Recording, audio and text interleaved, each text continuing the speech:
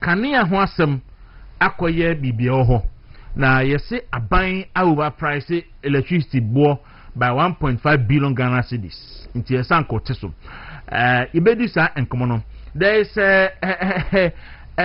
minim se me ka say a syndicate to say cabal say ye din recruit Africans e de omoko Russia kokuntokwa in the Russia Ukraine war enti enen se wo ho na obi ese odo be kwa buruchire patro no why careful so no pay yibedi sa enkomo no so na yahwe dia ewumu chema wontumi ebo apro ehia regional executives ne party for e tu omanum se nyame ya adomo a obeba bigina se chairman for the new patriotic party so sa ensem no so no yebekum na yedimu nchiremu nyina abro ba sa abre de yenko na yenkonkohwe se the various newspapers no ensemben ena omode aba edwaman so the bonkrata hodo no ensemben ena ekura om na kan national so ma me se anopai before say the bonkrata na post urban diagnostic herbal industries 7 countries so the Tontina 74 abedwaman so friend 20 friend T74 ye dra ye de beboa ma blood pressure etimia regulate kama na fe subia o sugar e wo soro no eno so be confirm hepatitis A B HIV AIDS obia o prostate enlarge ulcer how o liver problem and I say we obi a o tight chest pains pa obi ekura 2 na so entimi enwu no we here diagnostic herbal for adre fe say Tontina 74 and T74 for short na onso atimi anom ye drobia enam na yajiatum ewa Africa amahudu bibiri so Nigeria for ajiatum Sierra Leone ajiatum South Africa Ghana any amahudu pi well-being for well-being ti wonyare kran sana wanum obi atimi enum bi be matimi num oba atimi num eye etse ensuo bibidru so ekrojen pa nti unsaka bia ebebo ababi eton aduru bia akwa so pe Tontina 74 anase T74 mixture na abo apase ya na kala no etie patro 024 607 3498 and 0501 628931 na oni omupenifo entwetwe enkomo na eno echinum na anopen so me kan for the amount say natural ventures omodi omo no hunam nani ena omo hwe nti obi ana ringworm friend yam no ene kakayuri ene dwiba ene nkrusa nantema propro enti ujo mpa bo ati wono ma na nkrama de ko obi ampompota bobo oba ensuo bi ta gugu a to de bia na enka bam pato wadru eye Congo ointment sa Congo ointment natural ventures ene de aba food and drugs agiatum say used to be fabisa sara motuam fabisa sara nantem ne enchini nyina bema enkabo no nyina akọ na asan so atu hunamani ensansan nyina asena ba bia to adru bia no okwa obenya sa enupai bi ato dodo paade nan se wo fre 0249 017 101 and 0204 61 na woni natural ventures edi enkomo na omoso aboa se wodie eye oyemu a ende mesroti national so nature medics edi gastromister abedwa so for stomach ulcer we are very effective and very efficacious stomach ulcer drew efeno ye gastromister obi a ulcer how obi a typhoid fever how obi a oyemu ejimu kurudududu na ya asem sro wadru eni efeno gastromister eboa pa afo obi so a oyo ba bu nsa ote yawo emeyi eba nso a na abogbo ato obekwa afichira je obi atonka patron so hia mensu plus no eye emeldru oba bia de se wanya mensu plus na wanunum bia yawo ba oso no ntimi enyina no ntimi sro oba akona ko mensu plus ni bi na onso anu be ma odi prostate plus ni ye edura ye di A2 prostate ahawo nyina asem se prostate no eye kese a na be ma ho achiro ntimacho ohia eye prostate plus ma wonwunso ententem wonwunso nso a ma wonte yawo da bia no na ugina nan so na watimi abo adwuma yi papa ba bia ton duru bia no okwa sendru benye bia to number obetimi afre wo so 0248 778899 na oso akope sa edribi ato mo yankofa de bonkrata na post no emra na afeye ba yene abigafon so atenase na ensemo ahodo aka no yetimi akomu na yede mu chiremu ede abro anopei okunini daily graphic de bokrata na mama so a me de echiru na daily graphic eba ma na yesi B5 B5 platform ene ni mampani mahama ede ne ho ekotutwu omo na obeka se omo ena 24-hour economy no omo ebedi animu at the same event B platform so aka se omo de omo 24-hour economy ansa because omo no omo ye omo adwuma B5 na na ekufo adobre so ena oboa omo timi ebi omo ye iron rods ho adwuma nti no so de obokrata yi animu na esro government bans land transit of cooking oil. And okay, say last Friday, poor many baha, and me ebe cars are about 4,000 gallons of cooking oil eba. Nanka buying tax ebe shireno ewumuno about 85 million Ghana cedis no. Afedi NDC abayi no edimirika. Sa afedi omaba. A ban way hold da akufu ado breso de buy. Ena mobile mu force ban no. Ena nkrofo twefam. Ti afedi oso de beye adwuma yate ebe twen ne ahwese de bisi aye. Yenkwe na yenhwem. The Democrat, the Daily Gist, the Democrat, and pay Abba Igaso. Now, Daily Gist essay. Faces of NDC gurus who tricked cocoa farmers for power. In NDC Penifua, ye tigu moi, ye cocoa din tro, e kakasade, e to cocoa for manada, e ma cocoa for tuaba, e de ma NDC no, e no de mufuni abayin. Ni odi kain e Ghana man peninu emu, John Mahama. Ni otosumi inu, e atuforcing. Ena ni otosumi ensa erikopoku. Ena sami jenfi nti wa wo hwe de bokrata nanimu a obonso mu nyina de aniwu omanimu nyina nyinya eso mu na etukoko fo mrada e de aba aban mu yo na enu achi no o Catholic bishop post love letter to Mahama on cocoa crisis nti ese ni Catholic bishop conference for actually krata de akwa mampani mama say David fe kwa fusika mom we de enye fe kwa fusika mom ti no so de bokrata de ho asem e de aba o say attorney general sweating with oral cases and obisa. Na me who say weekendi NDC for no ashada at the pressure to attorney general so.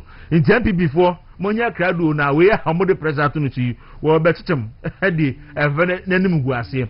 We betim de nanim guase inti pressure eda no super. Utwan kontompo ma asafo ahira. Oda bontin.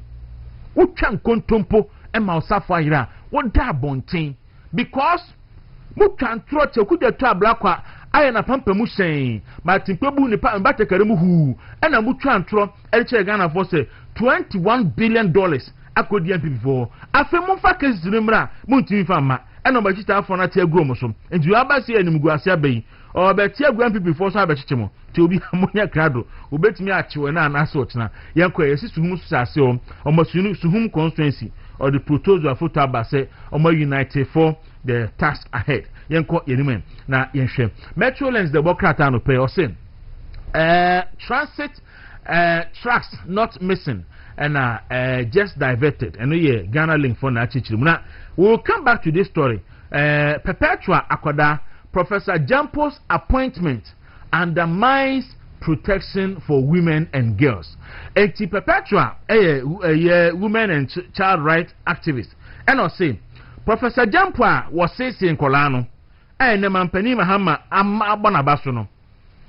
In fact, yes, a bonny pan and Mampani Mahama were tried that to say Openia or Tiskumwa was saying Kolano. Oh, an appointment. That's a Ghana Shippers Authority for Credit for Kra, Omunye safe. So they are calling on the president, say, Oye, a yina or the man there was answer any. Tie ho sem odi abayenko anime na yenhwe the Democrat the custodian the Democrat said government celebrate but farmers mourn na the cocoa farmers for the abaso mu ko protest here ko ye kire se aban ojuani pa na say the bia to wimsem na akona ba na ne cocoa akuafo akomosen so a omo so twere omosen upon commercial so or say minority exposes NDC 24-hour economic gimmick. They say no NDC for 24-hour economy. Wobwa onimpa so obuanso or the bunsu eguni penny. Teno I say government ban land transit of cooking oil and so I see and some hodu account. Yanko anymore. Na yenfa enunso so emra the new crusading guy the Democrat so aba idwaso anope na new crusading guy the Democrat say owusu ankama deny fraud allegation nti enunso so e wo the Democrat enu military personnel 10 land gas on private property at airport residential perpetua enso hye wo say kan ne ke ya jampu ni appointment no de eseko because was say kola ese odi agrosisi anan ya kola obadwi wa no violently na wadi ato na ntemu srade ti o say yinyina di mfamfiri yenko enime na yenhwe headlines ahodo so a eba the daily guide the bokrata and pen so ababedwa ewo Ghana edwa so na daily guide so edi a ode aba no pe o say NDC 24-hour economy misled youth and akujo pon kuma say nienti emebu no ekoto abadama NDC ni say NDC for that dem ebu no say adwuma baako enipa miensa shift miensa ti mebu fo say NDC for ba me nya adwuma ye afe baako bosumi mienu bibia nsiye ese 133 no aboduam na dia ba si gamanche onya akwansia eme ye ginu to UDMC afe de ye yi no ene ensema hodo a aka so ye dia ba yenko anim na yenhwem. The daily statement of Bokrata Okoboy Burkina Faso killing a security failure and what the Bokrata embraced self-empowerment on signing off in Newmarket and they say they work at UCC Mebuno and a con and social sales NDC prioritizing PR over real economic reform and women's advocates demand revocation of Jampo's Ghana Shippers Authority CEO appointment. And so the Bokrata anymore as a yes Jampu or to Tinkolana and Temusade rough to man see where ye now maybe so America no money idea aka Jampu ba na wo dem and na hu nia si wo friend is saying UK Britain friend is saying Queen Elizabeth ne babema ekwaya che no say ebiribi atwam almost say nkola ene kona kohwe friend is saying sa euro iwo US and America man panikwa yare sumboni bi abono what I say Jeffrey Epstein yes no so almost say enkola Jampu de wa tine ho Shippers Authority e kan kwase asem ya hwe de bonkrata na idi so a ene na efiri mu e bae and pay the daily analyst the bonkrata eni or say international arbitration Ghana clashes with Togo over maritime boundary issue no so say asase Burkina Burkina Faso strengthen ties ben omukunkun yenkrofo no ties ben Mahama commissions B5 plus phase 2 expansion no the Bokrata no kujo konkuma and other headlines nyako anime na yenhwem. The informer the Bokrata say as a weighing controversy in Ashanti region audit revenue collection now government tool and challenges government won't yield to pressure majority leader you say Hassan Mahama yarga say who mo kakra yesi ebuamo mo pressure mo de ba ene yedi be adwuma yen fita na ne hu se video aba de na na no mo science obia o mu fita mpo ene the Bokrata Mahama appoint Ken Eje as defense minister tene Ken Eje yedi funi aba se Mahama appointing defense minister na ya se Mahama to a wontimi appointing defense minister tene so e the Bokrata 2026 World Cup Donald Trump warned Ghanaians don't overstay your visa. Teno so shasi no diaba. So mo amo konmadwin se mu ko dwane dia. We do not Trump. Omam one day don't overstay your visa. Yanko anyway na yenhwe. Oh folks business graphic business the Bokrata BOG task banks to diversify income resources and other headlines so the eba yanko anim na yenhwe the Ghanaian publisher ono so the Ghana link am cocoa farmers e wani so ponkroma and B5 yanko anim na yenhwe the national voice miracles aboaje a drop bomb shell be over cocoa any ehon ensensem Dr. Kukofu shenim ha sei ene yeso no so wo bagidigidi se wo begina na yato no so abase general secretary e de ama NPP enti no so so asem esi Ghana adwadifo ene ye ka kire mo se omo avoid Sahel no mo enko omo so se ni eyi ho ayedin e friend saying tomatoes so ehon ayedin yenkwe na yenhwe asana okay asadia nendie mama yemfa dwudwemu no emfa emetifo nti asa Eric yemfa dwudwemu nimra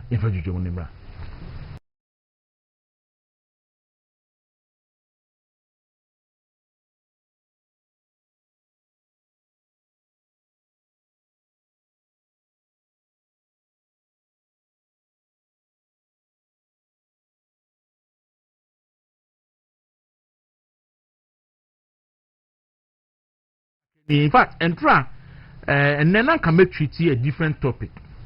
But obi sending me sending me message about electricity issues in Ghana. And message is about a two parts. First one has to do with electricity prices and I say increments, and a second one has to do with lighter and stable in some part of the country, especially in Greater Accra region. Now, number who complains social media so message about and I'm decided to make consider na yashe. Sorry, it was a promise in the NDC manifesto to say omoba increase reduce electricity tariffs. There's a kania bono Ghana for triano. NDC for say Ghana for bosse. Se Ghana for to Obama John Mahama ebe president a. Omo de adie bi efe 24-hour economy eba. And because of that 24-hour economy no omo de ba no. Na ni so ade hu ni say ye be ye adwuma man krofo anya adwuma ye efe 133. Enti mo amoye ankrankra adwuma no. Se mo betimi afa ni padodo ama o adwuma de. Aji se munya kanea airfo and mekai in the voice of Esiedin Ketia. So pese unya kanea airfo a brabe register with Ghana 24-hour economy. Na okanea no yente so anadwe enfama na wada for munya adwuma. Enti akabanya wahye se oba abete kanea so de. Nanka we don't expect se obeba na wabetu kanea ebu. But you see obedu ye no and who say what the koto the osum kontompo afidia we kasabre na o twan kontompo so osafo ayira obeda abonten enti on bedu ye no and who say amamu no enye propaganda said your mo eche obo in opposition no enti May 3rd May bosume de tosumi ensa NDC aban no eto kanea boom by 14.75%. July 1st, Osato Kania Boom 2.45%.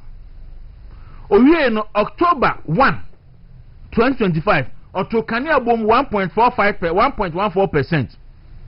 Ena January ye edikan ya no, and so otumu 9.86%.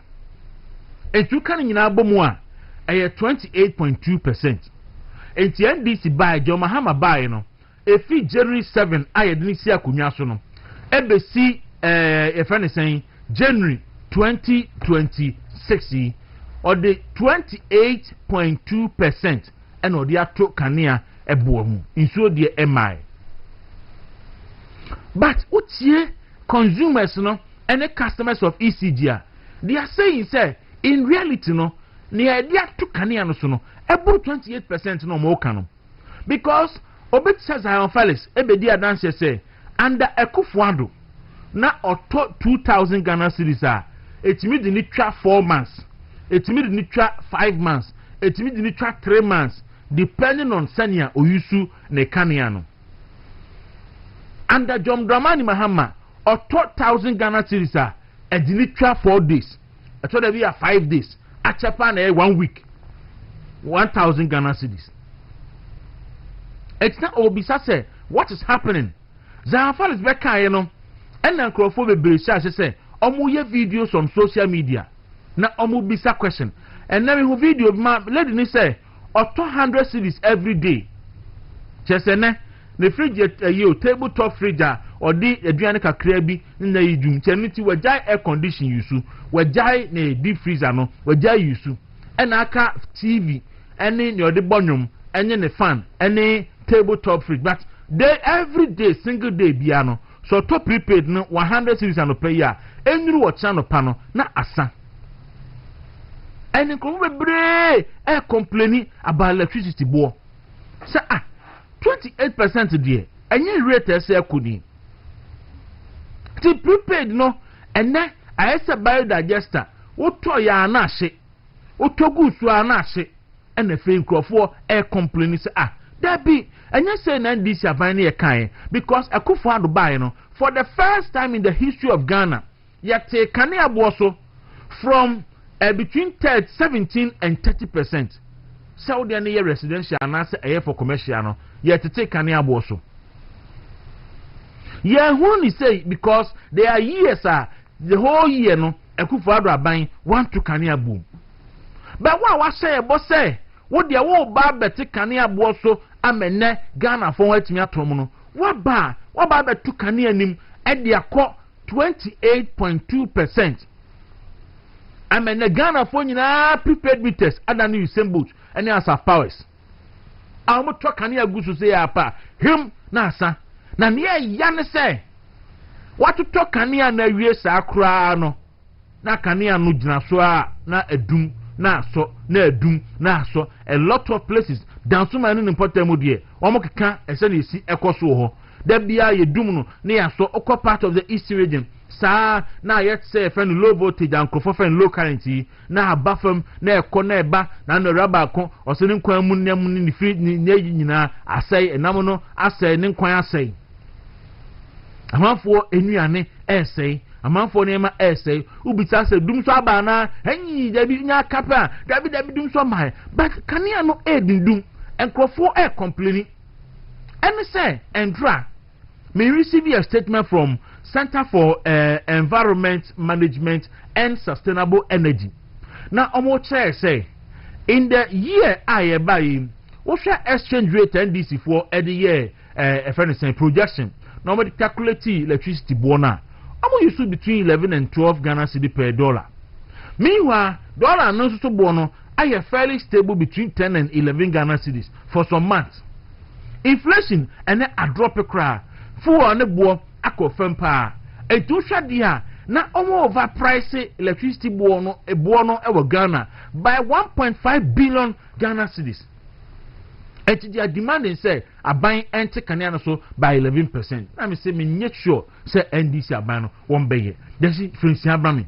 And they are buying overpriced Kanya boy by 1.5 billion Ghana cedis. And or the two Ghana for Kumu and the old Ghana for because a near my yeshe added to Kanya bumuno a year electricity no a friend saying a full na omode annual electricity no. And we are back on the atosumienu a inflation rate. Send a name of Bosi Kofum, Ewa man said you are soon if you ask Ghana Jasso. And an atosumian sa a Ghana city noir, ye dear $1,000, aqua cotton mano, na hoarding. But a buy our bar. What's the city ye? City a hoarding ye.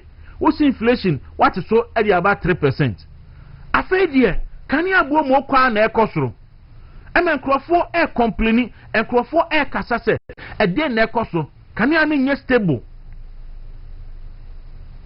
and like can you boy I had in day and Crawford to me enter and do how Eddie abre inipa papa eya hard dream na mame kwa homanaso na mene Benjamin ensia ekodi enkomo ono ena eda Center for Environmental Management and Sustainable Energy. Many nini komuti ya wana. Mini ya no suna saying maintenance. Enjama achien. Good morning. Yeah. Nabo kodie. Damn, I don't cast a winter in Canada. I'm a yesterday. Moko mina. Me who watch it. Menkasa, what you have me free. Menkasa. Na. Come to one the chassis or kingdoms. What you said ya. Baby, I need nam na say no say ni memu ade. I say ni memu ade. Miracle money memu ade ma odi. Baby man can say more ade. Me say ni memu ade. Moko. Na in fact, na no pay me can say complaints on social media ni ade ni ehu an. But for sending specific messages. As a nene plant because me receiving messages from me viewers complaining about enyinam kania bo anansi omo toa na ekono ahomachi na me hu se wonso wa send me statement from mo center no a mo chese kania bo no aban inflating by some 1.5 billion Ghana cedis. It mo demand an 11% reduction in electricity prices. And me sure na me no, then I have to take this matter up na yenhwe enye wumpotin. Samo ka say aban inflate kania bo a ana we peja kania bo mu or an Ghana for overpay can you by 1.5 billion? We need so anything. Medasiminia, Kaniabo, and Shishayano, Egina Nema Mino, basically Nema macroeconomic indices and other indicators. Macroeconomic indicators, basically two, inflation and exchange rate. And the second one, they count here market-driven indicators. Mostly market-driven indicators, the energy mix, that is whether thermal percentage and hydro percentage, because these are the two main energy sources. Over the time, energy mix now it has been a bit of constant over time because it's either 28 for hydro, 62 for thermal, and sometimes 30 for hydro, and then 70 for thermal. Air corners are air core. So the other market indicator what we call the weighted average cost of natural gas. Wako factor under recovery because normally budget planning the cost of gas, but actual collection some cents per metric ton on deduction. The factor who say quarterly biano so far as say utilities no recover cost ye share sa factors ya na dia share kaniabo say betum anasa yente so nti wo here buying English buying buy in May but the communication announcement no by April, but in May was precisely 3rd May English buying decided to increase in Kania for first and second quarters of 2025. And the reason justification and not only tun Kania mono by PRIC and said the entire dollar 17 Ghana cedis 69 pesos. 15 Ghana cedis 69 pesos, almost about 15 Ghana cedis 70 to the dollar. Now inflation obviously, which are the two macroeconomic indicators, HSA inflation also averagely was around 25% for the year. Or the share bono. About share bono, you can say no. Those indices now the share bono was so good. And the money in Amkania bo akosona evidence which is a big year share in Amkania bo and now mana kosono. Revenue no mobilization is decreasing because inefficiencies grew. Because Kanya bo kosra experience say a minimum uncollected revenue no high because a minimum person be pia Kanya bo. Nti yenhwe kwan pa bi so a yebetumi afa na yama efficiency effectiveness via bus system so that we can mobilize huge revenue from the sector without putting much burden on the Ghanaian, but PRC and T and they 14.75 by on 3rd May. Now 14.75 in medical more background is a normally market driven indicators are constant and said that's a piece but macro media it has a fountain. Fortunately for us, for May, you introduce tariff in June. Now, city I appreciate it by more than 30%. I think the actual figure then was around 44% because 15.70 and I said 15 Ghana cedis 70 pesos. Now by June, city then 10 Ghana cedis 25 pesos. We computation is about 40% or 44% within that short period. What it means is that Obi Biana Auto Kania. Between me and June, you ever paying for the price of Kania because CD appreciation ama tiabroso. So tiabroso sense at that time actual statement about say because of say over recovery any coin say to Kania boom in the 3rd quarter.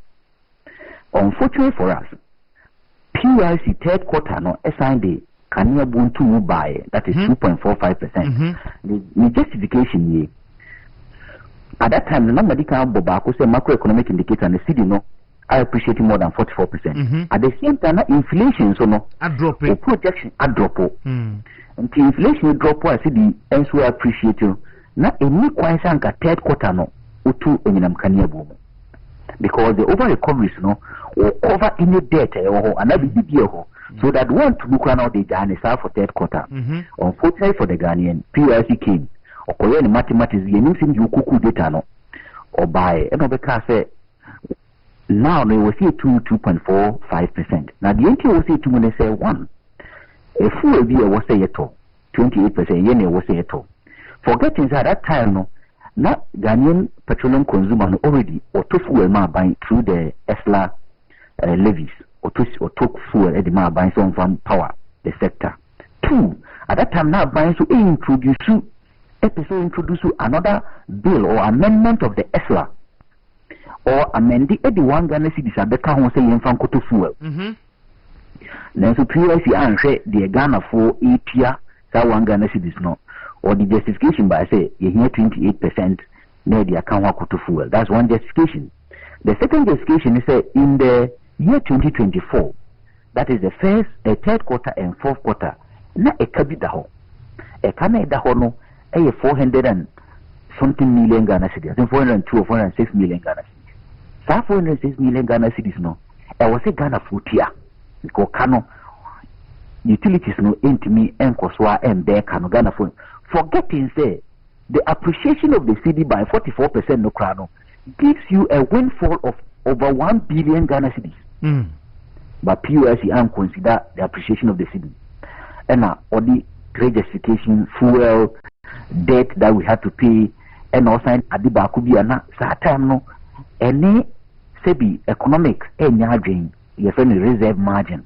Or the reserve margin is 18%. It was here. Now reserve margin at that time 18%. Now reserve margin in 18%.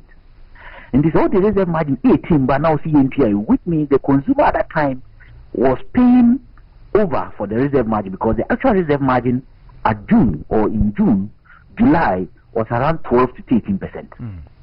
But all the buy in ETI. Now medical cards say over recovery by 44%. You know, PUIC and factor that in the pricing of electricity. But unfortunately for the consumer, in the fourth quarter, no, yenya under recoveries. Under recoveries, they say PUIC at the 10 Ghana cedis 95 pesos and a share ball. All the 10 Ghana cedis 95 pesos share ball. No, unfortunately for us, in October, no, all projected for the fourth quarter, no, cedi no it depreciated to 11 Ghana cedis. A whole year, PUIC to make I say. Was the under recovery in the fourth quarter or signed to in 1.14%. So PUIC I agree say or not the end the opposite or yani so to in Namkaniamu, and that is not the best. Now what to move here you know the good thing is that what to in Namkaniamu was reflected in the revenues are utilities now also mobilized. Now before in Namkania Bitumuno in May, April. Not utilities no revenue 1.4 billion. 1.4 billion, okay. Billion Ghana cedis. That is what is reported by the cash water for mechanism. And Abaya Mayati as say Sika Beba from ECG no you reported directly into the cash water for mechanism. So the assumption here is that Sika Bia ever cash water for mechanism and the Sika ECG now for that particular month. You ECG now 1.4 billion no. And I may get to 14.75. When we say May, ECG revenue drop to 1.3 billion. Yeah, 2 million drop it from 1.4 to 1.3. 3 billion. It dropped. Now it picked up in June. In July, yes, I told you and the revenue side dropped here. So the higher side, and sometimes this is why I have problems with politicians. Like I said, the Minister of Finance, a brand all presented the budget for 2026 somewhere in November. Ekoka says ECD making revenue 1.7 billion Ghana cedis. Yes. No the highest revenue ECD recorded in the year 2025 so far. November, December, May was in June. Okay. And June they recorded 1.6 billion. 1.6. So and what? I mean 3 point is it 1.9 L baby? Yes. 1.9 minimum data free, but from the cash water flow mechanism, if the assumption that Sikana ECG now or the cash water flow mechanism and the ECG means 1.9 billion, no also ultimately 1.7 billion. The highest is 1.6 billion in June. Okay. In June. Okay. Now all the base period no April no. Now they adjusted the various tariff increment now. It was called 1.6 billion. One crown. It was about 2.3 billion. And it was sold. But we do 1.6. You can say why are they? But the data in July or so about 1.4, 1.5. The data in August, no about 1.3, September 1.3. In Kenya, Tumuna, ECG in Timingi, Sikano, to even bypass April. So it means that in Kanyano, we are flopping a dead horse. In Suagu continue. And ya de bear mada. Oh, for so Ghana for a year or so Muntin in Kanya. Ghana for complaining in Kanya Boyading. Based on macroeconomic indicators, I was out to so. Now, so why increasing in Kanya Bono? We increasing Bono so easy this can end corner, scan coin. And Muna says our question no more boy me a year, no hennes canical. So far, they've not reported, they've not told that, but yes, canical. Now, you're not fourth quarter. What do you say? Oman Peninka da Kufuado, name Reso in 2019. Emma World Bank, a 2 year for say, a Canada is second mono. A Yanima Bay, Numansia, and a Coso Cano. Baku a reflective tariff, market based tariff. Saying in Amkania, you will see it here. Saying you will see it here a grassroots deal. A new quantity of buying subsidized and only the Amayan. Until from 2019-2020, Uha under Ismail Aka. Na quarter biano or adjusted tariff no to reflect macroeconomic indicators and also market driven indicators. Now you're above first quarter of 2026. Also in the fourth quarter of 2025. All the 11 Ghana cedis 95 na share bo. And also the catcher say under recoveries or about 30 pesos. With the piece no all the 12 Ghana cedis 30 pesos and a share bo. Yahankasa yes okay waje. Even though it doesn't reflect in revenue mobilization, what is the cano? Now, a bit to first quarter of 2026, CD now the 12 Ghana city share bono. Say CD nam 10 Ghana cities 88 pesos. What the main fund is CD nam 11 Ghana cities. It means that 12 now the share bono is swashing by 1 Ghana cities. PUS in near ready so better in Kenya also. The second part they say share bo in the fourth quarter of 2025. What the inflation 12 and a share, which is a year average. Say the quarter average is around 3.4, 3.5. Inflation now will be 12 no, and I'm 3.4, 3.5. So if you find the yearly average inflation of 6.6, it was said first quarter of 2026, okay, in Amkania Boso by at least 11%, and also PUS as a one TV. And that is unfair if you are going to base on regulatory prices based on market rules. It is unfair. Say PUS better now. Between the utilities and consumers, you know, taking one side on behalf of the utilities against the consumers. We are against the consumers. Say or two or boy buying how and I say more pain a good Ghana for so. Ne do baby as say or share and maybe as a chananko. Yama nipa so hoto ne kakran so a na obu na nu agu ene so. That is it. And now we need to cross our personal by utilities no and mobilize Sikano. They are not mobilizing. So in this case, you know, what's the way forward? The way forward is PRC to look at the tariff adjustment. We are talking about quarterly tariff adjustment. We are not talking about multi-year. Quarterly tariff adjustments are operational adjustments. And they are based on market-driven and macroeconomic indicators.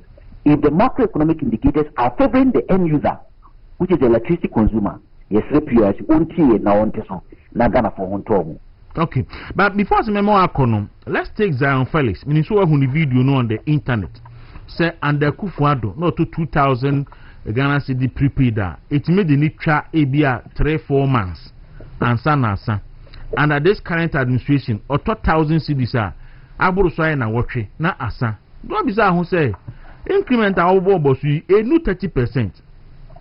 So how come? Yes, I think that new video, you know, but in terms of consumption or bills, you know, it depends on maybe Nema or you see Diana or Ankanen and common. No, sir, I say, and Nema no use no one no use and Nana Kufa the Bresono.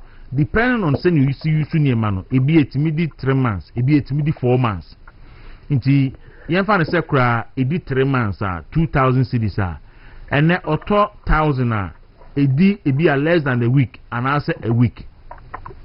Yes, so there could be time factor, the duration of using your money, but in all this sincerity, no, it also means that maybe there are challenges with the metering system, no, and also be a new software ECG adapter say by some adapt to some use of softwares in their billing system.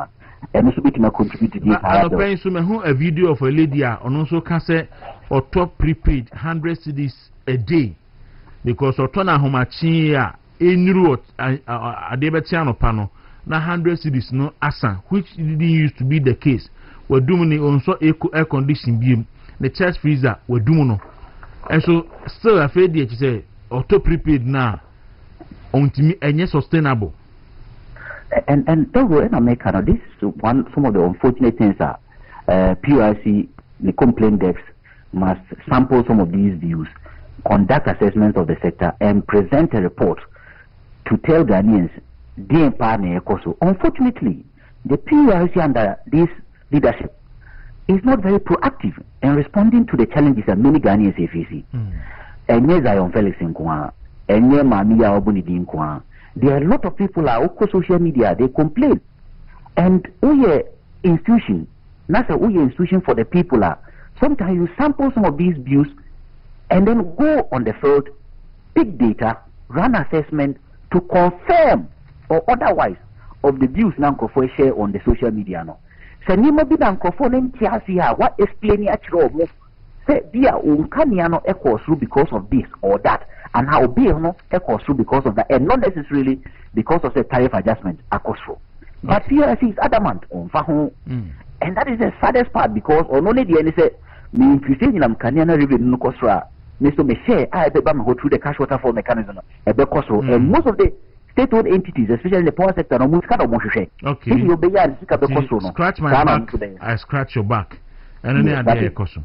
Okay, that is it. In Jam Medase, Bibia Treswa, Ebesa Banchimbium. I was saying, Benjamin Insia, Ono, and a year, Penny Oda Center for Environmental Management and Sustainable Energy, and no firm sense, and a pay in the D and Como. Now, many a tear for bidding Comocacra. Kwame Jesuin. Na yan say, once or so I will make 5 course. Na media Jesse. Connect a yinimame. Now I'm picking 5 course. Now I'm near for any commercial. So mama say high sense for some country say electrical appliance papa dear or my soye ena ewo say obeto high sense near ma. Oh yeah rest assured say affordability and consuming electricity into to high sense near ma. We safe. A durable to say oto a papa eche ansana etimi wa connect we no eche eche ansana I say also turn by 5 years. Say a say na nyewa na wo say na fabra na beji usika na beji foforo. Afi high sense for say omuniema so de efe na correct pa.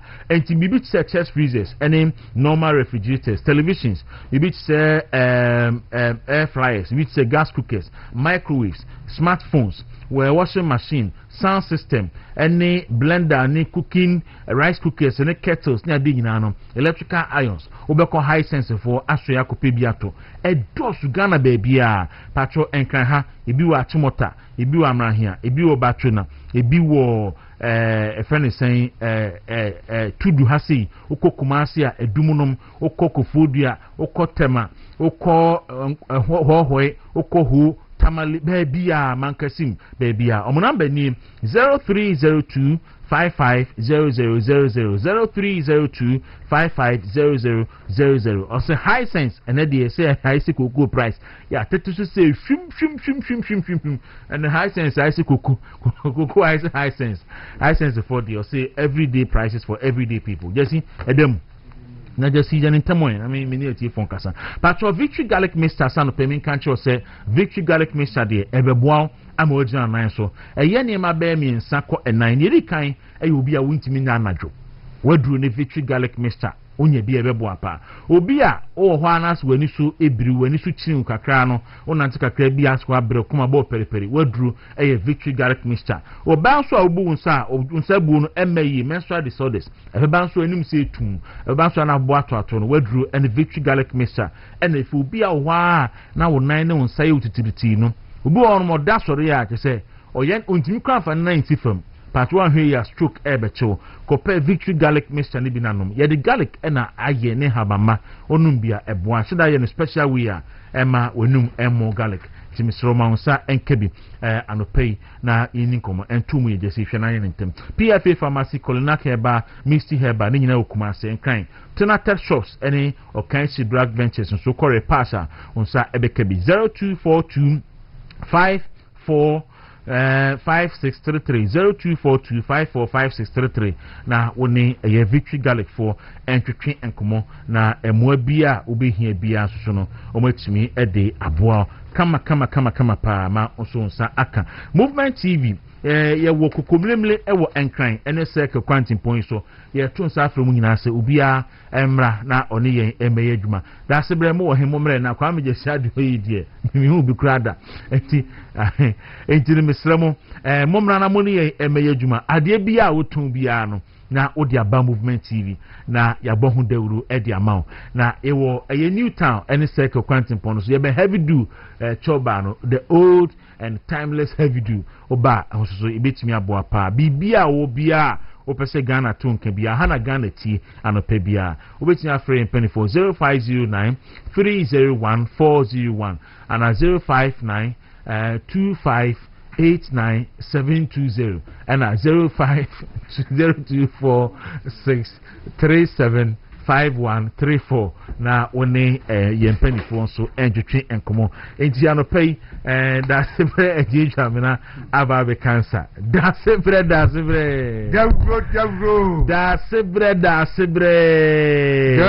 Dawuro na enima mutisen ade tuminti enima mu onyiwe ni mame ni hwimfiri ni se hwifiri ni se mame ati o de ejima me na me krade asemo da sebre kam de si ho ahometi ne ho ahometi ankasa mo ya na mo se me na me ha kwa amejesi hamen yo da sebre mami mi ahoma no me 5 course 5 pe nti bacho ba don't delay we issues with your prepaid patrol and framing ana milika o say wo issue ho fa de no to asa anu amani ani pahuru ye wo ho e wo ho no o de ne ye dum so ana se e prepaid e dum so ankasa o e dum ana e dum ana se dum so obi gina so dum so say ya press yes atoma okay ahoma na ye 0201 455 555 0201 455 na oni me eni enkomo also dey na yesen dum so afede mi huru light your mama can say I traffic light say ya enti nyina so in fact sebi krasi ni ba wo man high hill ona wa no otuato okobunu na emu ni kan na anopa aye anwumre be 9 sa eye bi ye danadua be say 11:30 ko 12 minutes aso. Okay. Mami for food kai. Good morning. Good morning, Dawuro. Patrol, your friend said ask if fan. Your friend me Mark make us a freedom me mix ya wonye enyanom mo ho nyina. Ya je oso ano pay me nti oya. Yeah, and then me patrol make us afa nyoma be me ensa na ntima me ntima kakra di. Di kan make us afa prepaid ho. Make us afa insure shortage of water. Make us afa cocoa and also say uko banka sika any system uko bank ko rawdu sika ko to bank no uko na uko yi ayi sika ni ko mamenka about prepaid minya na the time omo besi san yi meter mai na me to 50 Ghana cedis me say then you see no ma bebre you shoot freezer and fridge normal fridge and AC back and a fan na me to 50 cedis it taking me 1 full week. See, almost every 2 days, make me a printing a statement there. So every 2 days, me 200 CDs. 2 days, me 200 CDs. Which means a month, no, 1,500 CDs. Minya, you woo me. You know, can you see I'm not only pillar 2. In a short, would the upper be a woman on a pillar 2 for threat, would be an issue. The beer, would be a pipe for him, but in so short. I will come higher tea. You may be no. And no, then, make a suffer union cook for. Run the abbey, you tell 80,000 Ghana cedi a month. Meaning divided by current cocoa price bag, which is 25.87. That means on Busumibian, you get 30 bags in Tianeka, 30 good bags, and you get Tianeka. Cocoa Queen Bay and Busumibiano, who do 30 bags. 30 bags, and before we have 30 bags, that means about 20 to 30 acres, and then what you have to cocoa 30 bags.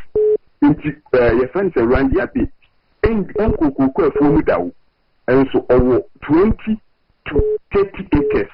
Of your friend is saying, Cocoa, Abusumidia, you 80,000. Into your Mampanifa or your friend is saying 50 hectares. I'm only a misan say, Busumidia and Sika saying, and around the abbey at the command.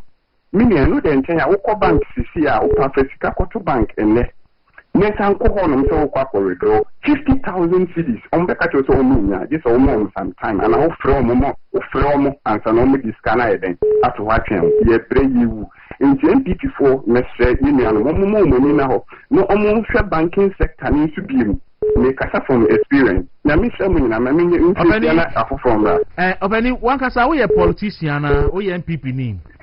Many MPP. But let us say that this year, and some will be a make a control. Because Nitia Mibisasano, and Kania make us say, we are frame, and now you found MPP communicators and all. Would you we are San Frame? Why? But San Frame, why are they pa? San Frame, you made us a pa. Go on, say, who's who say facts, no, any figures, no, as presented. You don't get tired. That be that. I said, my kind will be arguing. Echo, sir, Randy, I will cocoa for Busumidia. Yeah, take cocoa, bags. On take on cocoa on 30 bags with me bia or di cocoa 30 bags I 31 because 30.92 31 bags of cocoa and whisker why are we are on frame now you mean to the MPP communicators. Good morning. Good morning, Kwaku. But your first and access FIFA. Douglas and Casas in Matayako. Okay, most of my light, my person in my light system, let's say. And yet, easy. Keep it as some day. Sisia, Minocasi. Even face now, like another time. Yeah, and there are winning. Hobby, no, when you're been a woo say away. If we took 50 cities to crown, I create me to chat over 2 weeks. But she say 3, 4 days. I say, sir. And in fact, I'm nodding. Papa like as I'm not the Sacomotion. I will be anchor. Necessary adding by the and easy. And as I could not as a person, they will make Naka. Kaka Krabi. Only Gamma from my own be saying in Siade. So I would check it from Lawrence time, Neddy Banner, Nina Naba, Naku Chinku. And me papa catches and no, Mamma in Chungu. That's when Chungu a bit smiling. I ye into the Yabutre, and to back every 2000, Niku 4 by Cocoa send me to a Epeja, and me, yea, village, name me fee, Chufu, what was I? I want to free, nay, and 10 year Cocoa because of NBC, tiny dear no Cocoa, and yet. And the early 2000 Niku 4 by the Cocoa man spray by a home, a month for started there, or move your Cocoa park or a home, because of NBC, and then me. And no, I'm tired. By 2004, 5, 6 at the band. When we go Kukuman, adding effort. It's in Yankasa as the Ghanaians in Yadi. Yadia, and the same Kufado, and that's the identity bar, Nuku time adding. Okay, that's it. My first name, you know, and I mean, some you mean, we a third one. Okay, then I cut 2. My main file last one, my first second, fourth one. Good morning, Patrick. First and access FIFA. But everyone said, because every Gawanta. Okay. I say, I'm canning to say, well, I will be on Quantao. And Campanta, okay, my meet you. Never sit down, my contact in the room. But the contrary, if you're not, the question of Katim say, if I sit, no, you're 250 Ghana to the other, usually 3 weeks. That was the Naku for the person. Now, usually 3 weeks, because we come 1 minute. But within 1 minute, boss. They catch those and what the messenger do.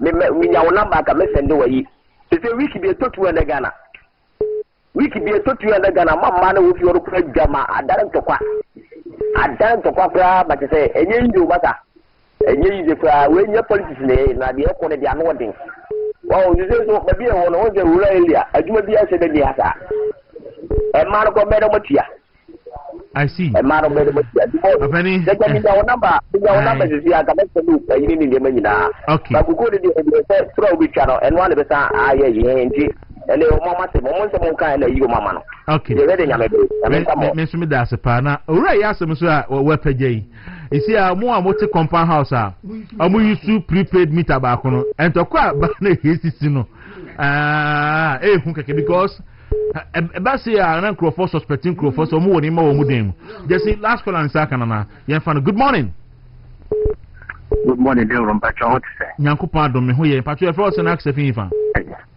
Dawuro ya femi critic me so fishing on it maka wache wa fe ma che wo hu ai the dia me show na me trust said me nyaw na de me nyaw me da se electricity sema odi abaye me de ukai emre bi ye say electricity bo e din e sense e dan bo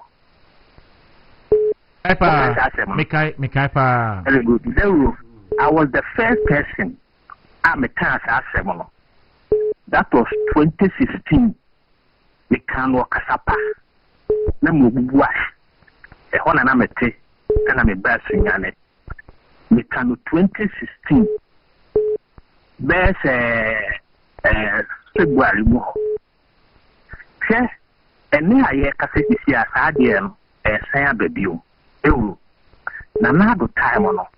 Na me ton 50 units na me nya 50 cedis. Na me nya 50 cedis, me to 50 cedis, na me nya 100 units. PNU, me to 50 cedis na me nya 100 units. And then me pay 50 cedis this is me tua 110 cedis and 112 cedis. And so me nya 50 units. A penny. So what I said Adena dane wo hu. Adena dane. First na nanka wukuto 50 cedis ubenya 100 units no. And then no ukwa 100 and over and sana wonya 50 units. Because say e be do and say yes like them say depend say there we use no. Na sa term no so nya ha no mo ye wan this communicated bi e charge wo say on tia say or this 50 cedis e kwa de a friends 100 units na enen so so e adane intino aba we dey abaya menua okay for your 41 government said yeah all right me da say minim say metie for do no apeso mo frɛ but mo fa nchen e betimi e de asi ha sim da sebre Dawuro da sebre odo ma chi ya do amenia odo e call us a friend no nema minu ni odi kan ye analysis no ma ye no say Randy Nikuku yeah Randy Nikuku the second caller was a third caller and say one raised the issue of compound houses in the midst of look would you agree problems about compound houses no look me ni Pablo me go fodo am ko tan baby me ni me fi ru anya to kama me tuye prepare me ni use meter ba ko na time so a na me koto asata na ye to 30 cedis me so na makoto 30 eduru no so a na wato 10 na 15 kama nti oto a enche na asa me za no ko na eduru no so beto a no o ba hwehwe no a masa na wo se sumu na prepare no no say what ya sumu a eti prepaid a compound house tena na yi enti sa bre ya abai ento udi agro nto ko be si wo compound house bi no ele bo so agisa mojije enti ba wo say 10 person bi no akam wo ba frena to nyano wo bo prumu a wo so wada ade je dum light no enye sa so okoshemu anajo oyi na wa no owura bu akoma chi odi bu na ekuro mini ba ku bi so ade je eye sa ma ababa ba ku ka se wo okode te ba e ma miensa Tibako sorry ahomache be 4:30 quarter get dia oba betwem oba was madam father de bra ade na 30 years dia asem dia Kwaku ha adwen ade kwa ba but the musi tumu ne de Kwaku I think say economic indicators yenya nyina as against reality no it defy every economic logic. Yeah. It defy. Ama what you say enye some tomatoes asem. Yeah. Is that them? Ne boarding how much somebody am kokum Ghana for Burkina area to boarding pa. Na send obi do bi ye ho adwuma ma sisi a. How much obi ye that was say it's all koto ba kwese ba 5 cedis. It said there so ka kra bi 10 cedis. Ba ko pe. And I'm say they say there ama ko sira da ya di ayi. Mu fa nkati ntwum. Mu nkati mu pe kontombre ne nkati mu fa ntwum na mu ni. Kontombre de ayo. Ana dawa.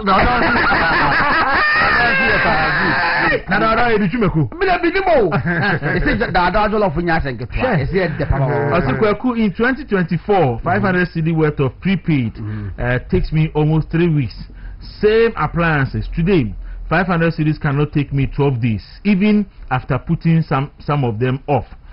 Even outside lights medumono and so still if I Saturday at the end unbearable Saturday no Saturday Peter Bisu Bisu ha it's a buy out and what this will buy. And you do a full life. Man, this fray, lots of water ready go so be kaya. Now before na year you. Are you finding that you win? No, also Emma a unipa date. The misika. Yeah, oh, crop. I was starting na a harding. But kuyeka say kase akoko aseni ye bi nyina eben. Yes, o mu dua aburo so. O ma din senseme. Oh.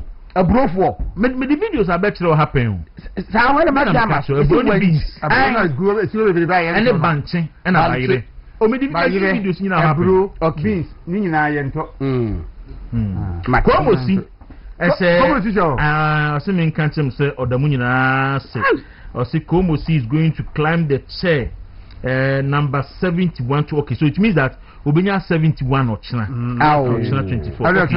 And then so you're about Dambo to birthday. Oh, really? Yeah. But I reckon Pacho video na ready ya. My first video we insert will be and in fact me hu and pay way video will be sending me and my dream me hu na humachin plus. And if I 3, if to be quite sending me governor so sending me Madina. And right Madina nyina enya do so. And na ho. Ma ye hu by pa. And no pa. Anu mu dum ye ho. And ye wo mu na aja o me sa so ye. Enwumere sa kan bio sa say serious. Eric Pacho, any video in 30 for next year trust. Any video in this year. Ebusiafo, I think this thing is becoming too much. So more for politics and tone change. Let's put MPP NDC aside. This thing is becoming too much. I don't know who is controlling ECG. Light issues ni here too much for Ghana. Adey. Pokokra na me di chef fit buka say read this say Adey. And Ahumachia na me light is fine. See they also handle Ghana 24 hours that's Ahumachia na me light say about 4 to 5 me ha me ni kan. Na me sure my mentor 60 cedis. Na me fa me ni te. A draw no pa. Machine ye be ye na say be betimi bi me akọ the next day kakra mpoa. Ebusiafo Sister Ghana cedis lighter. About 5 o'clock was the 4 something na me ton Ahumachia. And you may we minimum here about 7 something to 8. Lights na sa. Aden. Esia wa ha men so. Me fridge. Ba ko pen na be use to. No fridge too. The freezer men so. Me so po. It is not on. Look at the switch here. Me so I have not even plugged it. What is this? What is happening? Me ko check it and show me prepaid. Let me check it for you because our truth in a dance di wa blochire. It was 0. Look at it. 0.00. Adeng, what is happening? It's you who be na yetimi lights. What about on one more yenjuma? Maybe tell me yenjuma. Me turn light 100 Ghana 24/7. Just say 24 hours 100 better. So me 200 about 100 nasa. or Chinameka 200. If I should print my week, lighter me 12, be bear with you. One more complain, I am sure that most of them are doing. I say, go on. That's the passion with the one passion with Kasano. Now, Obia send him a message or say or send it from Sugakope, a friend no. K Frimpon or so now na ku for so top 500 a month you see a month no inquiry no issue 1,005 of prepaid and anka de be kan say one of the down okay anka be kan say na nu ye ne ko fa ba you no ye be to abani ye kan John Mahama the worst president Ghana has ever had no wabon ankasa me tie se so okosku no abon timi wabatra ko nanso a won hunu so na nyame nwanwa yeso okosku no abon ono so the president wabon pa in the history of this country ono oba bibia enkoyie I know the scientific justification for this. Obi are sending message. There is something you people haven't realized about the prepaid meters. Are you aware that if there is light out, immediately the power returns, you lose some credits on your meter. This is because the current that comes immediately after the power is very high. Monitor what I'm saying and you see it. True,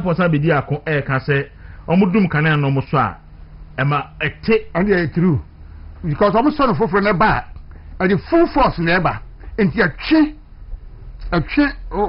power no e bi ko ansa na stabilize e bi e bedum like e be so bia no so ko check ya bo say na e bi ko ti asema na bi tentem o say da se be o kasa no o say ye dum kania ma mo ana na o kasa mo ana o ni so nko aso na da tunu hwan na ana no e fiofo na oh na bi we ya kola boni o na bi na yesa no na bi na yesa no ye na bi amen ye na bi we ya kola boni wonye careful questions go on ma na bi na send message say Gary phone so su bi ko na nsem ye Gary na microphone to na everyone me say me ne omo adua aburo na omasem na areho omo se omas aso atetia mara ne bona ba fom aso dependimi nto adenti na ade ne bo aba fom na dependimi nto because any purchasing power ekofom and the scanning system and the kukwado na ebro bag ba kon ye 1,000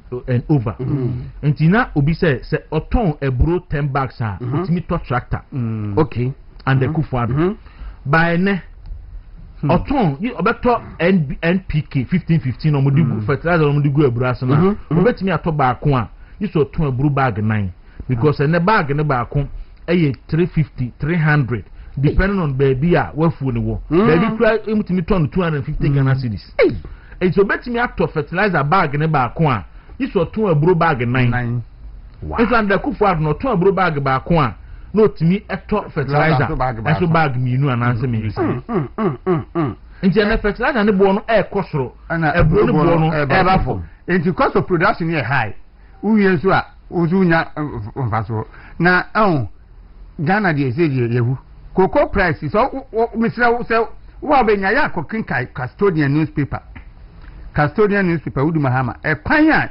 John Mahama ne ndisi for the afaso patriotic bi wo mu I will say government celebrates but our families mourn farmers protest killer cocoa production cut for custodian now the daily gist and so omukita the two interesting stories and to bet me the custodian atoso we are for daily gist and so toso now what who said this here na any the custodian ni Udu Mahama and you kaya wa kire ekwanya John Mahama ni ndisi for fa so dada Ghana kokwa akuafo and na no mo ba kokko body kokwa ni bi se John Mahama anka onim se 2,587 also seen 3,600 this is John Mahama according to John Mahama there I know you no more now say ya mo 70% ya mo 90% nyan say woman say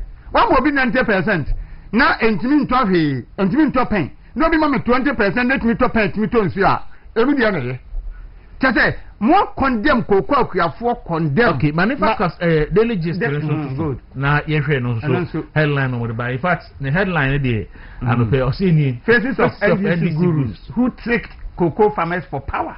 And bossy chain na da ho. And finance minister ye throw for ba kun kohwini ba kun any sa kwa na oda ho no. Ato forcing. O twa throw o diani pe mu o twa throw. Na anu ya say ai Ghana cocoa crab board in Cote d'Ivoire. Anso boa. Hey, papa na obi kokum obi a yehwe no ne dem ne kwakire no. Erikopoko na da wona akwa wen so de se nyanka na asem. Ono ya atoro de a wadi ekufo ado atem no na wo de daachi no. De beto no. Oh, enti sa nipa we yom go nipa nan wutumi se wo mu nyina nya papa. Ono matrike na Kali Bishop Conference aso no makatre President Mahama no yobi a wotie kasa akobo se Ghana fo nyina na ebu ofu. Enya kuafo nko. Wo de no ato so na. Kali Bishop Conference and that was daily gist. Then Mahama you be a wotie kasa ko bo se Ghana fo nyina no mbo afu ono na ban no nye Kwaku afo nko because they say no I say other say mebu na the person Kwaku adwuma mu no on be sai Koko na the person nya dodo no eso beti fi say manfo beton na no yimi say ayi social media so no bi Koko ensiwa o Koko adi be 4 years asi ni so kwa so no e na nipa no so oton e na o advertise but social media near China say farm for sale. Also na ko pen be that's when near China say late this year any early next year Ghana for a combeba pa brutal nti wa benya sika no so betimi aburu a to bisi wo gari na betimi so betimi a preserving ko a to bisi wo emo a to bisi wo na boho ban because enakuyafo bebre aboka so omu nya sika eba nya kuya afi bi na onim ne ya unse po amani ba ha na de ni bere so be kasai say omo ye yate oil so nyina onim no mo ba and this for na oil no ba e de fa ase e na kogu e de ba Ghana and this for no na yes ade no mo de ba aban na no de omo chie no e 4,000 gallons of oil cars minu car ba ku bia so 2,000 gallons of oil cooking oil and cars minu no yellow no that yellow no ko no 4,000 gallons of cooking oil no e to ana ka Ghana ba benya wo ho 85 million Ghana cedis tax kakeo tax keke enti no osmogo de fa ase ba sa tax no wa share gu tax scandal no mo ka wa tax scandal no enti nipa no atete so o de ba na fright off wo ma for amoye Ghana ha se ya omoton mo de 600 no na sa nipa no ton de 400 and 450 because when tax Ghana ni so ya yire no egini tax NDC ni kwa wo se ai kra ne bo akofam akufa de breast na oil ni 700 1,000 is here ton 450 ton 500 me pa twa dwefo na na smuggle don ukọ dwanu a hwese emo ben ene oil ben ena ne bo akofam ubehu se emo no ye mu bi basa bi abadwa so a ye hyede hu bi da Ghana ha dabi asa bi hu flowers bi enum ne ayi basa enna ba begum sisi ya na mu nyina ye small good goose omu ntua tax enna sa ayi margin de toto Ghanaian companies na omu ntua bi na nam guntu na sin ti afi na finance minister de aniwo akotena customs na mo na mo bo mine ka mo disappointed na sisi ayo mo akama no Omana said that there's no way as over 80 million $85 million I see official complicity. There is no way I bet me the cooking oil 4,000 gallons across the Afro border. Na afamwa bedu pram ha sei. You see 4,000 gallons. 4,000 gallons. You see custom officer be say. Wa mo empanifo no from ka cho me say. Cars ni ba mamu nyina wo mo. Omo panifo no from ka cho me say car no ba mamu nyina because you gira ya nipa no fa phone. No afra panimu na pana ka say hey Jalman nko. Oro if you afra ho, unu be ya no mo ye no. Ba ko beto famu wo. Ayi pampram say na me na pa mo to ho be ye hunu de ko ansa na afredi omo so match cars no nti e ba no san e timiri cars no e fi togwa na ma flowers na ne mua bedu aha na Ghana fo e ko togo koto ne man tade ketenkete beton mo dia di omo ni wo border so a na me se bibia akofa dujani adade e twam omo chesi o ma beche mo kwan na Kwaku dabala ho no nya sanketu o na container to me the oil yankoma tetebala hono no free even ayi kitikiti enya ba no na yanko betimi sa short vans here if we aflawo ebe wotibu kekele wutwam a omu gina mo Toyota hit no ai ebe hwehwe ase ni ade nyina omu ti dwe bullet so na 4000 na gallon kofo gallon oh come on na odi atwam sa abampa ne fo bi ni mu abanu na ye na ade no se be ya ametete na kasa mana ya ade enti eyomo masem ene yagu enuma yegu Ghana fo nyuma ena aban ebo amankrofo mu nyuma etimi ekosom nti eno no high movement in the morning on Movement TV no twe abo pounds ma adunu ba kon go that's why ye wadwuma be ke bebiri yo interview saying na ho ne one okay perpetual mami that's you go down Kwaku perpetual lomoki akoda oye a woman and child right activist yes na o say Professor Jampu obi a wo say nkola de ye campus kase sa ema no ohun ya ekoso wo ewo outside Ghana Efsin Efsin samne ba unse yakoche former Queen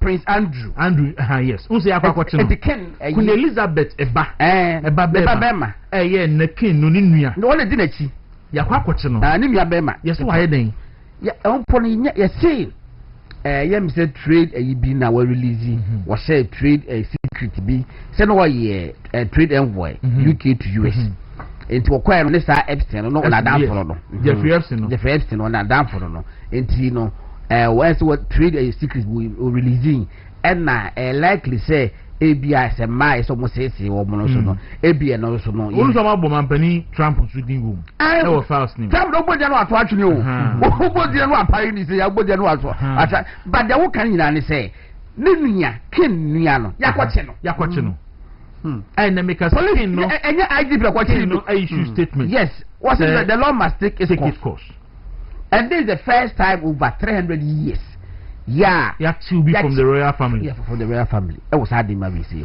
ena ti Ghana ha ena obi a wo say nkola ma ya man post kese no se no akwata ayimu ayi akonya e massage nu na o di Ghana for massage for action so di agro ba yi wanu ani bre so by Kwaku me de Ghana your problem sex offense amano ni ba bi no mo di agro there be they have me pa ne say University of Ghana for finding guilty omuyambienu ama almost suspended about 6 months yes I can say University of Ghana be say use resources at the training no e kwa go beta conducting no yeah one engage in sexual misconduct be such a person go difficult in fact I can wait to know I see a netina krutu ye ni firi krunum because o krumu obetimi ahankola me what is the same person what climb high horse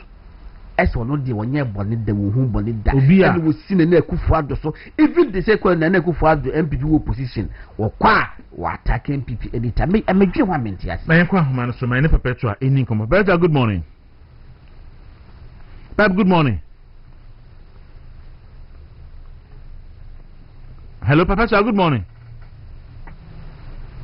hey that's really for my name for man na Brian Shemai as you go on say na wo kanu yes oman ni oman a yeni abre ni e serious a say nipa no en say oba public service mu die edin Kwaku honestly speaking yes ye njeri ni fa ni ntu afiase a yen san man public service mo kasa te say die munim nipa na o president no yeti ha obi kwa abrochire e de Ghana fo sika kwa abrochire e di kodi nkwasasem oba ya o ye ka no wodi ko se ne nchen e wo Jubilee House enti John Mahama nye nipa usa ne mane ma we no obu enti so nipa foforo bi na ye president dia ne ye ka ene nke bi anke ye but President Mahama as president of Ghana mum ye nyai okay me say Sabeka perpetual good morning okay enti because oba ye president wa ban appointment ya wa ye enye kura ye President John Mahama have Randy Abi maybe we didn't akose faso bie ni so ana busumi bia so ana etua no ka koko bag ya dia san ba ko ana o te onu dis can free ana koko akuafo no bre busumi so ana etam o man koko sika ba koko bag mako aduasa ba ko ne dia ma obi a wo hu koko fu ana o man no koko akuafo bre ti brother mama de oh how do you pa na me maka se me kan se president Mahama ba wa ba no awreto bi no beto Ghana fo enye se oba be bu man no okay ma say Sabeka Perpetual Raja, good morning. Good morning. Na apomu ti sen nyame adom mtore nyame adom ye ho ye anopai ye hu unfoni wo almost all the newspapers actually say oh you are calling on President Mahama say onyi Professor Ranford Jempo Edi I see you for Ghana Shippers Authority. We say adintia. Okay, so Edi ho me trial afi me hu we into the afisapa ani me ma o etiefo nyina so ache afi kometo but no say unya hu ya afi na me afisapa na say ibro nya de on fa ma yen. Oh, ebeba. Thank you, Perpetua.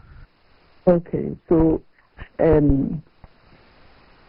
my me started with saying that this is not politics because I say me one or two people saying that it's about politics, but it is about leadership standards in the country, and then it is about public trust. And so me dina huma you say Mokasa maybe with regards to appointment at John Mahama by you would agree with me say Sabita Fatu and your papa.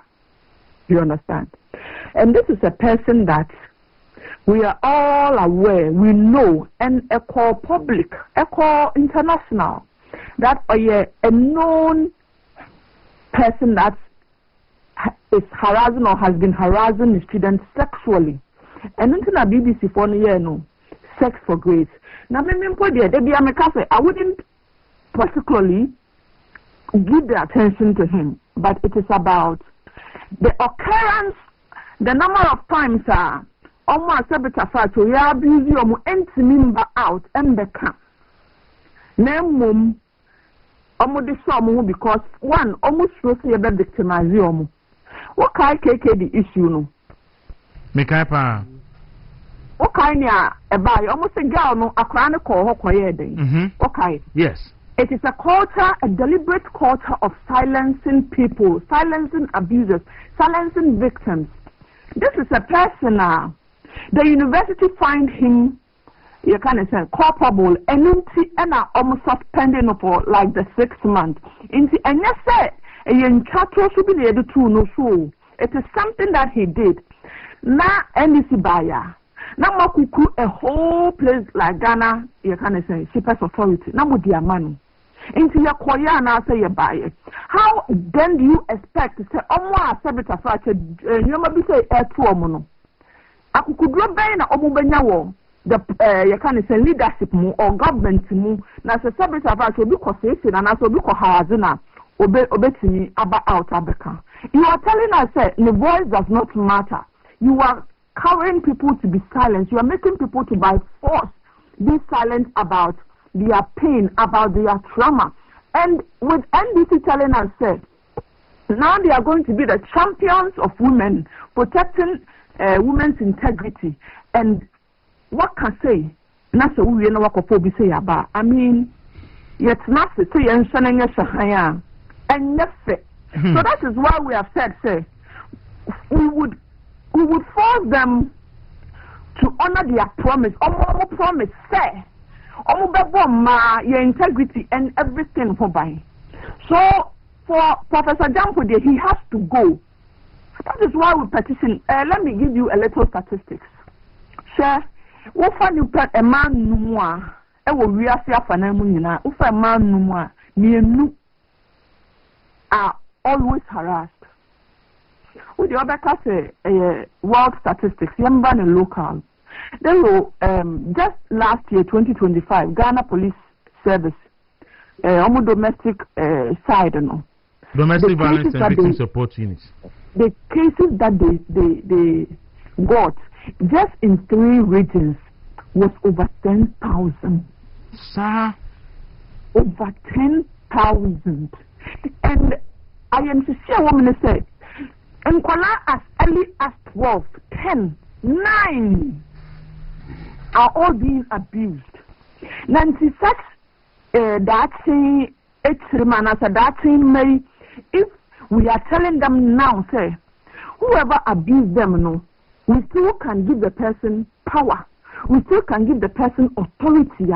Now you call ya and answer your buy.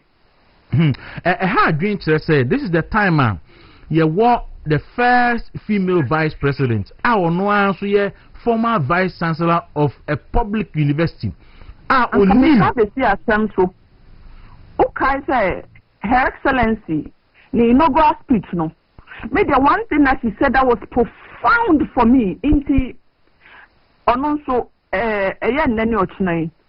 sending a copy of the petition so that also the number 2 because I can't say money she would be the door you can't say hold those again for other women or for a man to pass through because this is a very historic something that happened to Ghana. The first ever vice president who is a female, you understand? And she said Nipanama Bobby say na on one something as heinous as this is going on. Then you know it needs to be brought to her attention. Sure, the Russian guy what disrespected the dignity of Ghanaian women. We saw video no the bar out tapes no. They are edited and it was for a purpose. So because I bet you they know say ye mran and kasi obient me obet me abaye kro mu abaye no obient me kasi because we are promoting non-sexual offenders in our country. Intina okoya na sa ubaye inti onim se obet me aye no obeye bia obient me nya no hwe. I see. But have we asked ourselves so obet me akọ any of these places, Russia, the you can't say the Arabs, and then not Ghana ni anase a black man. Ako you say, oh yes, so ni pa kono nkaba de sound that city ase. Debbie. But what we raise a very important question. Say victims of Professor Jampu, they are not able to come out and speak. Don't you think, sir, you should put something up like a petition? So that to be a Professor Jampu, INSA should come and sign so that you can gather the numbers and say court number cool, say if number cool.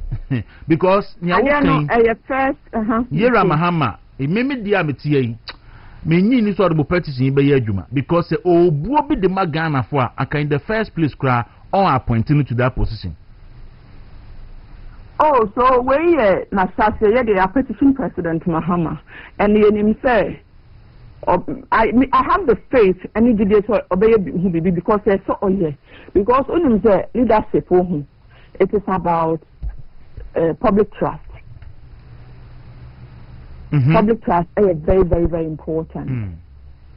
And he would have to work on it. Other than that, so we have petitioned a lot of people, like a lot of all the women's groups in Ghana, the Parliamentary Women Caucus, UN Women, even BBC. We have, and we are going to make sure that he review this appointment because otherwise, on sending good signal. Otherwise, he's telling us, say, "Emma, you Ghana, your safety and fun." And we will continue to advocate her until the right thing it is done. And then again, you kind of saying. Your institutions are protected. So if your name is then we won't sorry. I said they be sorry. Kasa, no action whatsoever. And this one will be the action perhaps that's needed to take place for the right things to be done. We are not going to be spectators because we are citizens. And as citizens and as women, we would make sure that the right thing it is done. Our safety, our integrity are protected. All right. Pep, you better say no pay into more their money, but your time until we keep pushing. Na yensha say Irajo Mahama obeti musufra na wetu hana more. Why? All right. Yes, we are. Since perpetua elumuki akoda ena Martinica no ena we take this charge, and I think the Ghana men should rally around here.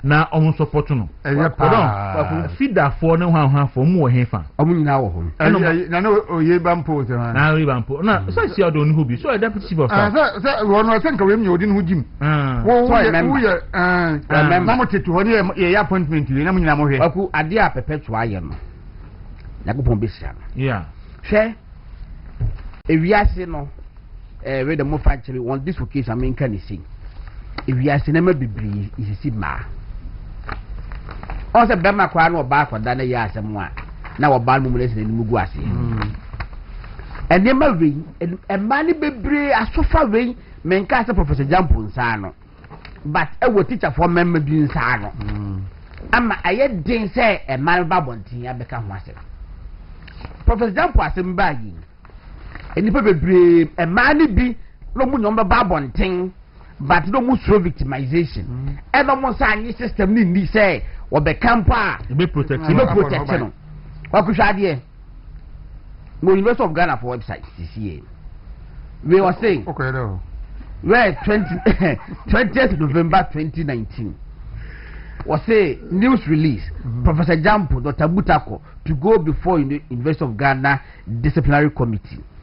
A fact-finding committee set up to investigate two University of Ghana lecturers, Professor Ransford Jampo and Dr. Paul Butako, following a BBC documentary titled Sex for Grades, has found prima facie case evidence of breaches of the university's code of conduct and statutes as amended, and has recommended that the matter be brought before the university's disciplinary committee. The committee said, the committee chaired by Justice Vida Akoto Bamfo, a retired Supreme Court judge, noted in its report to the Vice Chancellor that there is a prima facie evidence of misconduct against Professor Jampo and Dr. Butako, contrary to paragraph 6.4 of the Code of Conduct for Academic Staff of the University of Ghana, which stipulates that academic staff shall at all times comport themselves in ways that will enhance their image and that of the university.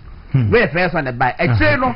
Ya omodo mu committee da nim no amuko tete mo no asem nyina no e committee sa found you guilty. Okay. And recommend it say suspend the statement with that salary. Okay. And the mami chia me lecture ba kom. Okay. Your friend no Dr. Apia Mafu. Okay. What's that they were Gimpa or public school public service and governance. Okay. Now Apia Mafu. Minim okay, Dr. Apia Mafu. Public service and governance. The side department of charity. On the regular class, first the regular class or catching man say me students in Trimpna. I don't know. I mean, me students in that. Into what when they say, I know better, dear, many students in that. Nti mammy ho say no na wo dia say utrim say oh bad be ye ya na wo be dia pa cho abrantia so worker wo so jeja no ha ma baba obi and that rough that be bema o and was the former girlfriend what jeja no ha sha too much around you on madam pa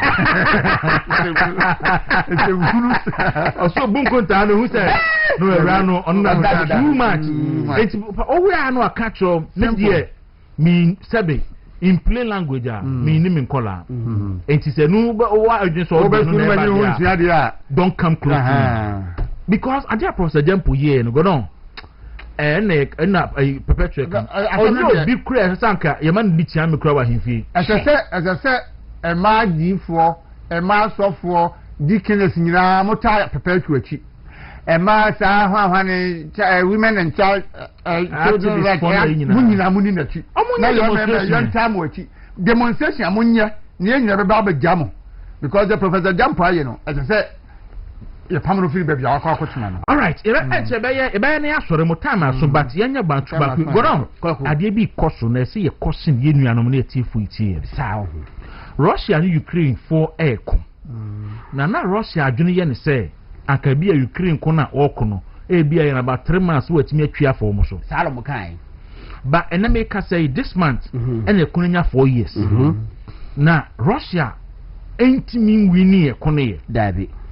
enti now Russia here soldier for their ko enti omo nam kwan bone so e recruit Africans yes etu ho a na obi a contact o e dey advertise bibi ye pa adwumayefo e dey omako na no podie omo se omo pe at least e dey omako nti oni America tu bo ne yi a no waye na ne ya ne say wa se apesika atwa ho ya no mo do agency no ne ye do ko odo ye do kudu Russia se ya pa uniform ni tu asho nsem o ka sa wonya ne abo tuo tu jina ho na ye bo bi tu a na wade no wo jitu na kokon na no abewu in fact according to BBC enra BBC for say omonya list names of soldiers yakum Russia for at least 200,000 yes 200,000 as at yesterday. Now do you know say yaku Ghana for 75 so far but could you know that the picture on social media yaku Ghana for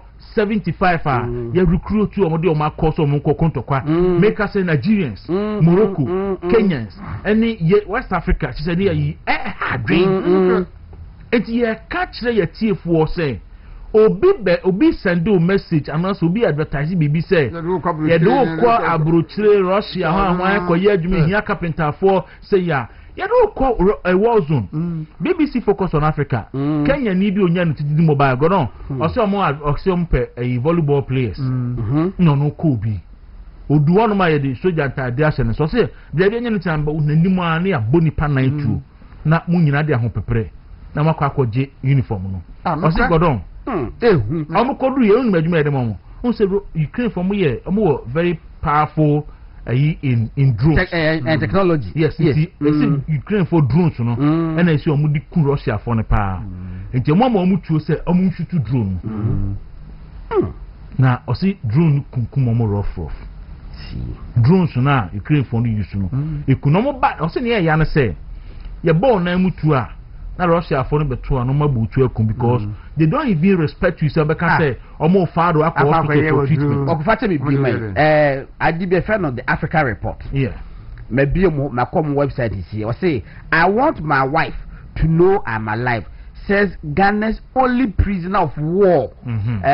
Oh my goodness, I advocate. Okay, Prince Pra send me message say Ghana for a common 55 dead.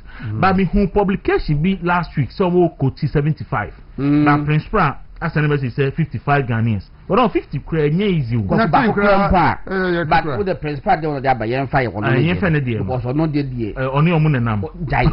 And so type code mutu and the security document be a on in chain okay it was say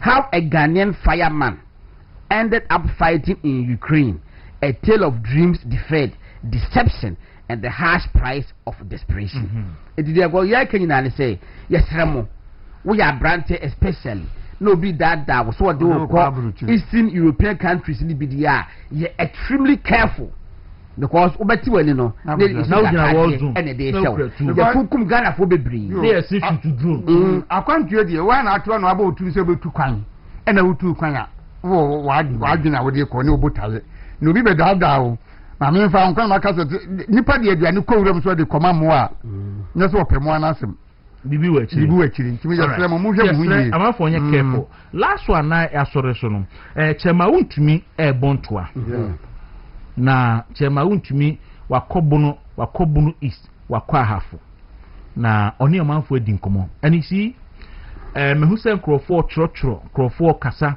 enum ne yi enipa mienu wo hono ma godon the last time an esa kombedi party enum was the last 4 years ago na ba kon esan kasa be contest as general secretary wa ma o say mampani aka say den nti wa ma dabi se mampani kan se mani mo se bibi afa no person samba sabre nsusu de elite ba kon susu no party for nyina friend say wo mra chairman ono susu wa ma sabre ono elite ebere mu de nyamedi fo awie mere mu nyame hato ayi na mayen chema untu ebere don ye wo mu ebere don ayi wo mu ye kasa wa nyasafo asa so ebere odifo power ba bi o man party ni gina no nipa yi hia okay so betumi di yakobo shasas no so o se atifo ye fem odifo ka shegbe eke odifo power odifo mansuro enye power keke bibi tachiri enti nyamedi fo a awie mere mu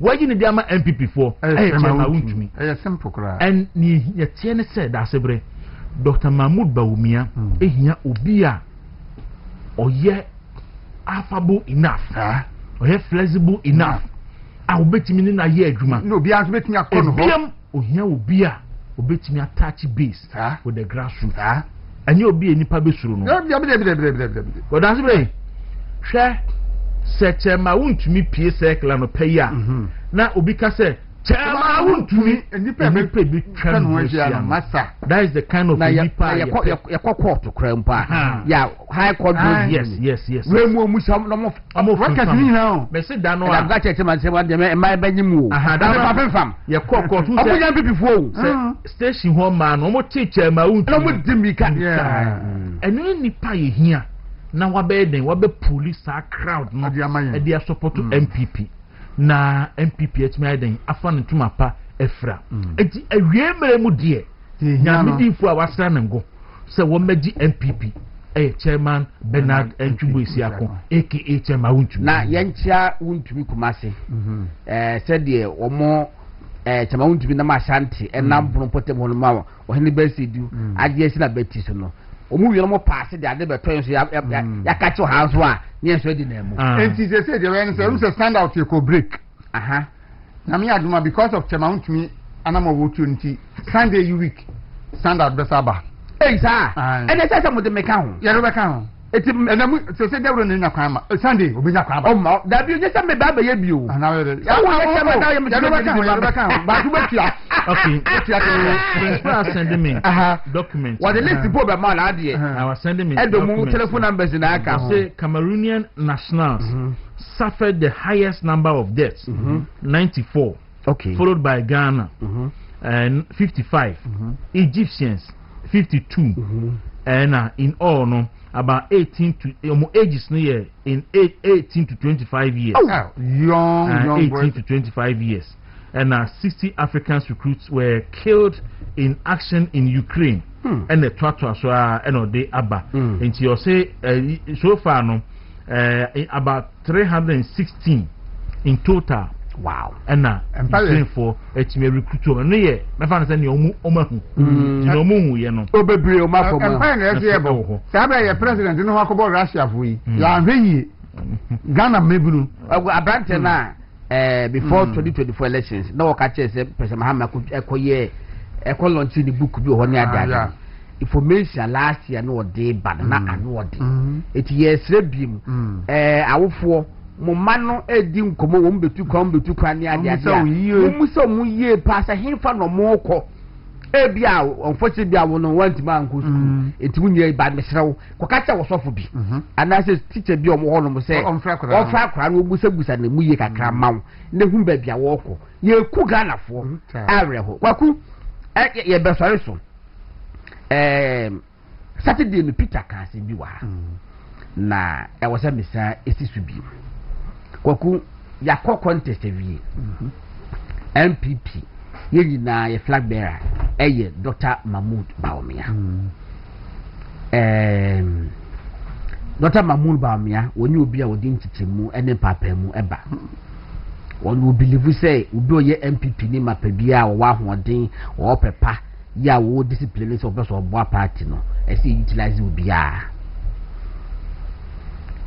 amanphobia started episode mo Dr. Bawumia din ekoye campaign Dr. Bawumia no se memra Dr. Bawumia kan che obia se obi nkwa contest bibi se police station agent ayo officer se research officer se electoral affairs officer constituency chairman constituency women's organizer treasurer regional national won kan bi and I want yes so never etimu a more start yes anema no Kwaku munyai Dr. Bawumia ne ho aya akono ewo party no mo pa Ghana for so start na se woni mebi ho emma mo meye saa ne ma wei egofo wantwi no watan bi a ho ni faso bi a ema munya mo obi a na wa bi gina say Dr. Baumia say me man we serious dey na Dr. Wakwa ka say bra wa do ni mu nya sa so so just say wo ye zombi no so obi a fafa obi a we ba be ka cho say bia no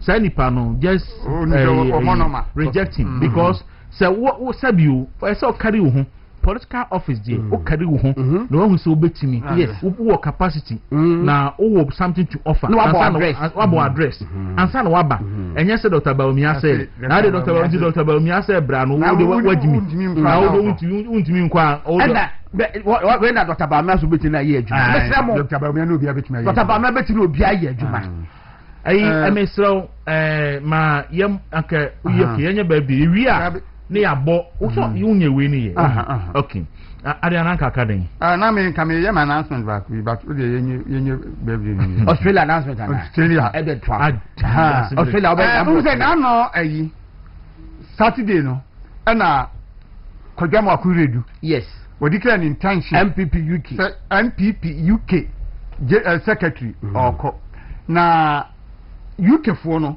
dodo na so person follow suit Oma hu say movement TV na manfo ehwe pa nti o man say obi e be declare ne dia o de beba ha enti na di animu anopa bi a mo beti say bi a ye say asumasi apese okop position bi o UK ana Canada na ha ba bi a monti asemaye ye wo position on that elections here ye Kwaku the position Ghana for anti oh no you will not state it here we yitirim say be man na yire beda wo ni tirim yanka da bi yanka oh da bi menka be man na yire beda ba wo bia feel free no bia be say na pesa woka no your position say eno here ye na pesa woka I want me can last week okay minim say no now can no me can last week say ahai even ora jomboadu on time abe contest so abahada yes obesa baby oba bache jakobeba obesa aba yes obi e kwan obi a opeso contest position bia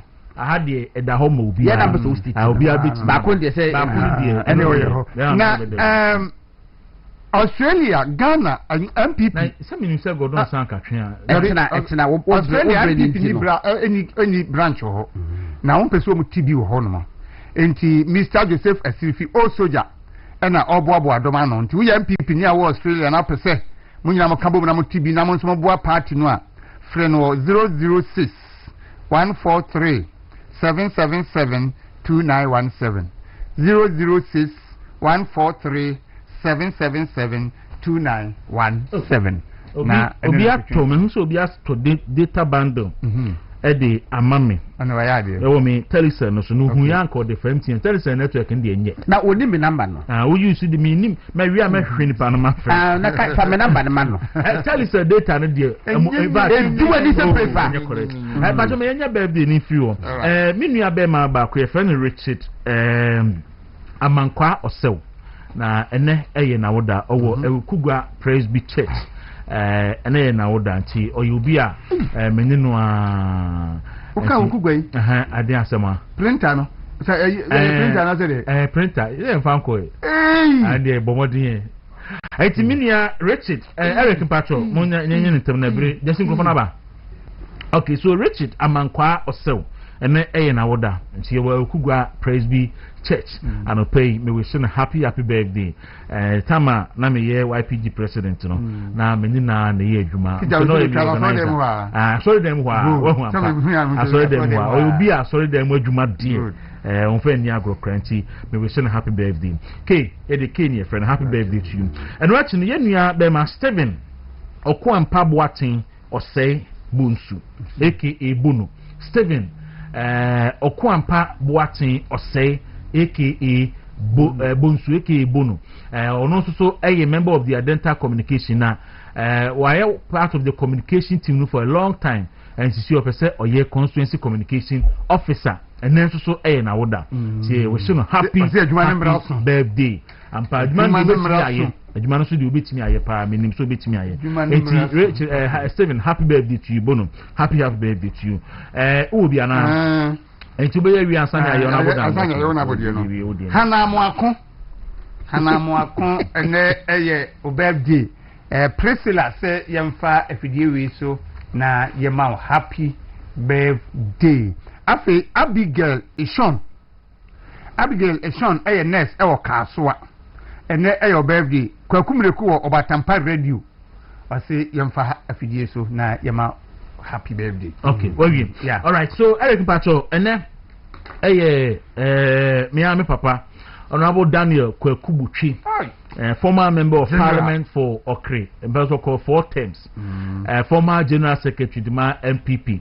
In fact, he was sometimes the organizer for the party. And only at the Ubia or some MPP Nigana Yepa.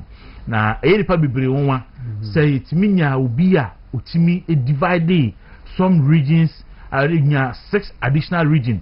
Ebe can't 10 who are CBS. And Honorable Dan Butchi. And pay you were so happy birthday. And on behalf of Okre constituency ahemfo any constituency nyina any on behalf of the New Patriotic Party in Ghana for nyina you were so happy birthday. Yesre enkwatenten any ahoden at the mount. On behalf of me also mebusu penny busu penny of fair. Any nyina you were so happy birthday. Yes, yeah. Dawuro. I don't know. O ka so papa no. But o papa firi mu na hunu so your papa mpa. Ai. E kwan a o fa so ebua wo no. Ebua adwene ntia so. Yes. And when year yi. The 1 year. Oh, Sunday Dynamite. Honorable Dambochi Yenipa. A year dano. Yeah. A year dano. 1 year yi. A man penifo and the woman was out and will be a host. Yeah. Honorable Dambochi Yami Bechirano. In fact, and I know, one me an anti-safe.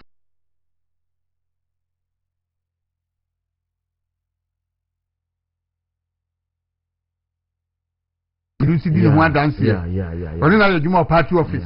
We didn't want dance here to say, we need partner your Juma. Yeah. Or church, papa. Oh, no, Uncle Dibon and what did All right.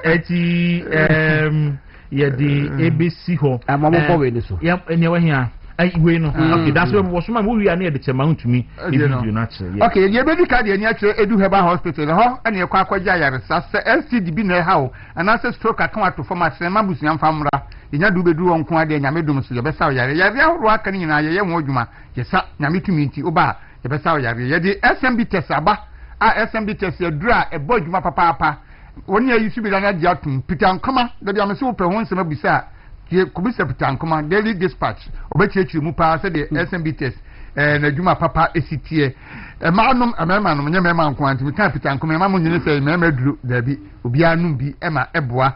Hospital no Ewo, Berfikru Mancasim, Central Region. Now your branch, our Kraha, and no Ewo, Odoko official town. Okay, so my honey panel send the data no. Yeah. Your friend Gom Soya Bazunti.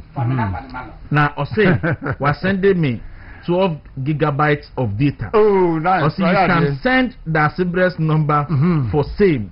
Good. Well, I can say good. Good. Why are you? Also, you can send the Sibres number for same. It's my desire to always support you with monthly bundle credit to continue do the best and good work you do for Dr. I don't know what to do. Together, we are winning 2020. But I don't know what to do. What to do? Wait, yeah, you were free. From the number. Why you be a free boy? I'll tell my boy. Okay. And the young Dr. official town, Honso, Okwa, SM, Edu Heba Hospital, Ewo. Now, SMB testing the Ope Biata, baby, a 20 do be alcohol, Okona Bisa, Ubini Biato, Ewo Honomon. Ope Sofre, Doctor. Now, some penny for no to come out problem be our one. Number 0243 989 368 and 0558 379 645. Frewamo, the normal entry come out. Tabia Heba Center, the Tabia Heba Miss Chaba. A 2 malaria fever near Tutiasi. One more to know to me, dinner, you be no more. One more about me, the detail, you need the anchor. Yes, Anna, and a fear a year, baby, a Diani Hobiano, Yana Nidia Tower. se eni aduane wo fie ne etimi di ni kama nso a emanigye nso eba ne fie ni die no da bia me ka kyem se ni mpampon so pa no ehya se anadwo adwuma pa be ma no be na anadwo no ene na etriga edi ba anopa na efiofo nyina nso nya so mfa so bi nti se be ma wotumi wo adwuma yi a eboa ma enigye no eye kese nti na tabia heba center for the tabia takum abre efie wura no no a dried turmeric and flaccid black pepper ginseng ginger na afrafra ye adwuma o mementim timi kan beti ase say they go don can say duro bia adwuma o mementim bia no ehia feda a better explanation bia tabia heba mister any tabia takum ba bia tonton duro bia kwa obenye bia to e wo ho no so wo pe bia tu afra 0243 686861 Chocho Herbal Industries, any Chocho Herbal Soap, any Chocho Herbal Cream aba, Jari Nasra, na hunto, na wati asiso, na fi oko. Chocho Royal Gel, Emma, one of my video na every chichi, Kakanti said I was Sinagu no, ya na unye bisese bow. Chocho Hand and Foot Cream. Say, when some tireding, when empty tap papai, Pebina Fasas ho, Ebeboame, I am recama. Chocho Skin Tone, and ye mapa, and tell you, Emma, we didn't toss no hon to throw, chen, kama. Your Chocho hair products. Say who are you tini afa? Say utini etite anase bubu. Utini I said ya katia siswa. Chocho hair products no febi assessment na be assessment ya homa na be fe. Chocho bam no de eye ma obi bia ma use ma use awututu nti unye bia ebo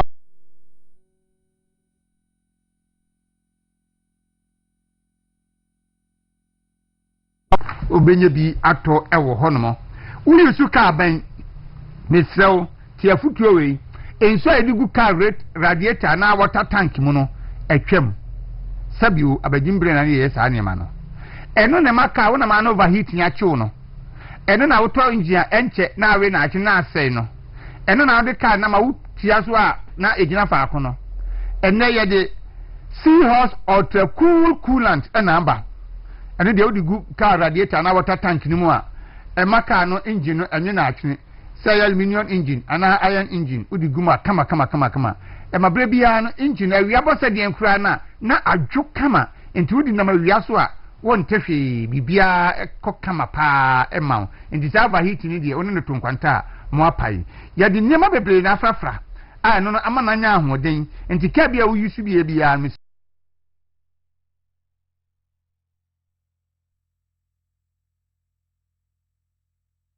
Emma eniema ekoyie we so heavy duty equipment bia nso so a eno nso so no obetumi ede agum ebeboawo ama niema wiem di so pa won sem bia bisa 0544 133169 and 0244 577 559 police ni adro imbus heba mister anope ye kan farmer mo ene ye kan Russia ni Ukraine to kwa no mfie nani entwai enti sa atopa ye ni nema wiem na drones dia ufisie ne ekeke ka ho no e de yade nko na eba nti wanya immune booster papa amfa mo ho ban a o wa na yade na kan ato ho yensom anhwe yi a na ekoye bibia ho ho no mo nti misro pesado e bi fa ba ho ban e bo asa tu yare bi tisa syphilis gonorrhea white pressure ulcer stroke malaria liver and kidney problem nyina sisi yade etu ase o yadwuma kakra bi no abre unye bi e bo awo papa misro ba bi etuntun ado bi akwa bisa benye bia to de okona ure be fidie no imbus eba mister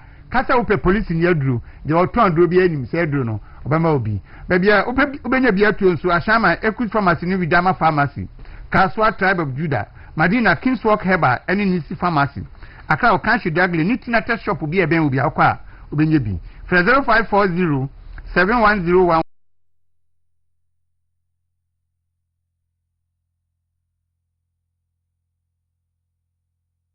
ni ko siesie na okwa o me de be fan fidi ma hwe se de o moja ne sitie ni ba bia yare no problem no fie se ye wani mi se ye honam no o mu huna na afi o ma titi ni kama ama enti o me saw yare wi a o ho beto wo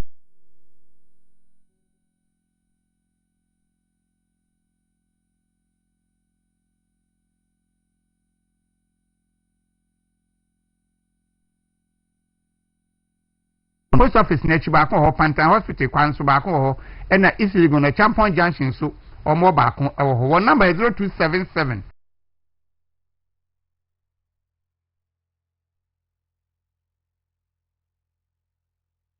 pimpa ama no dia young executive school and no pay ye kan fo ama wo se fa no kɔ hɔ na ebeboa wo papa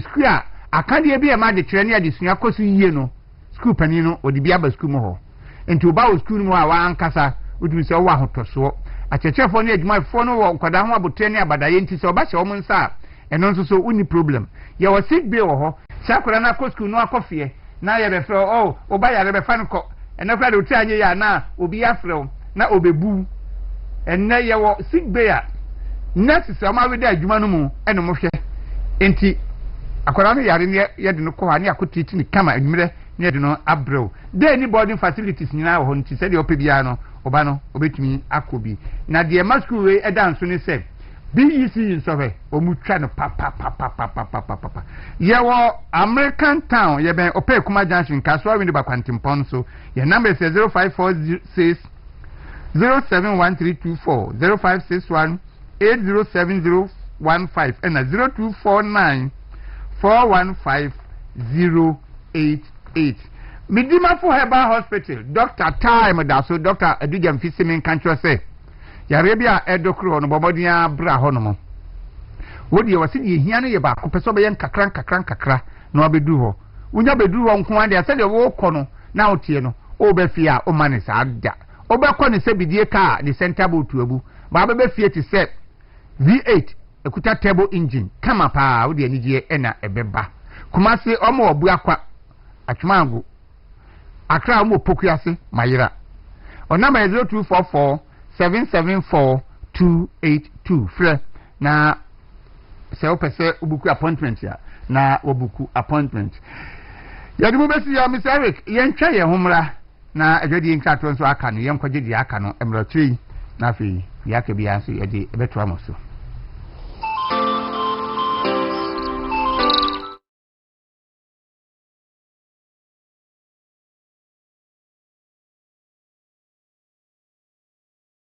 Nessa Bakuse nim.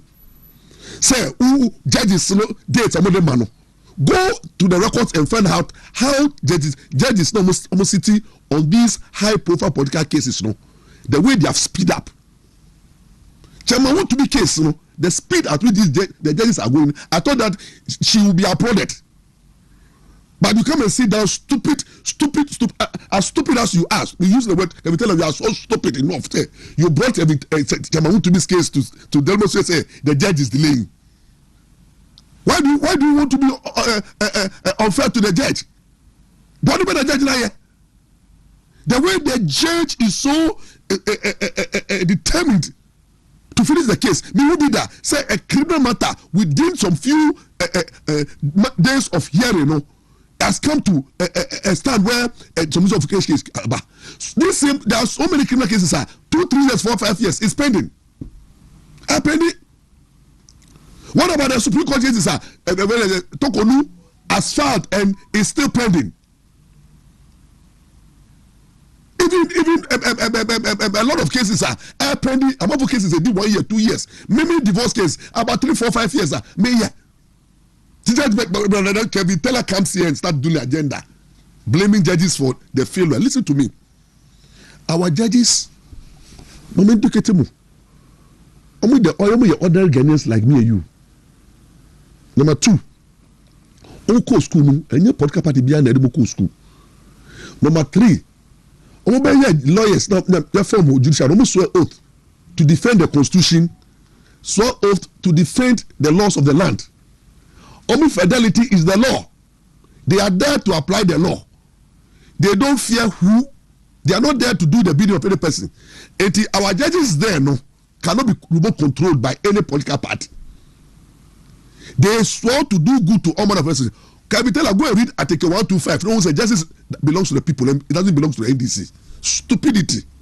Who the what dream near Juma? Can we tell her what dream in near Juma? And I'm going wrong on you because we say Jimmy Abataho. When Jimmy do so you begin to attack the judiciary just because you think that you have an agenda. Say oral should be jailing people.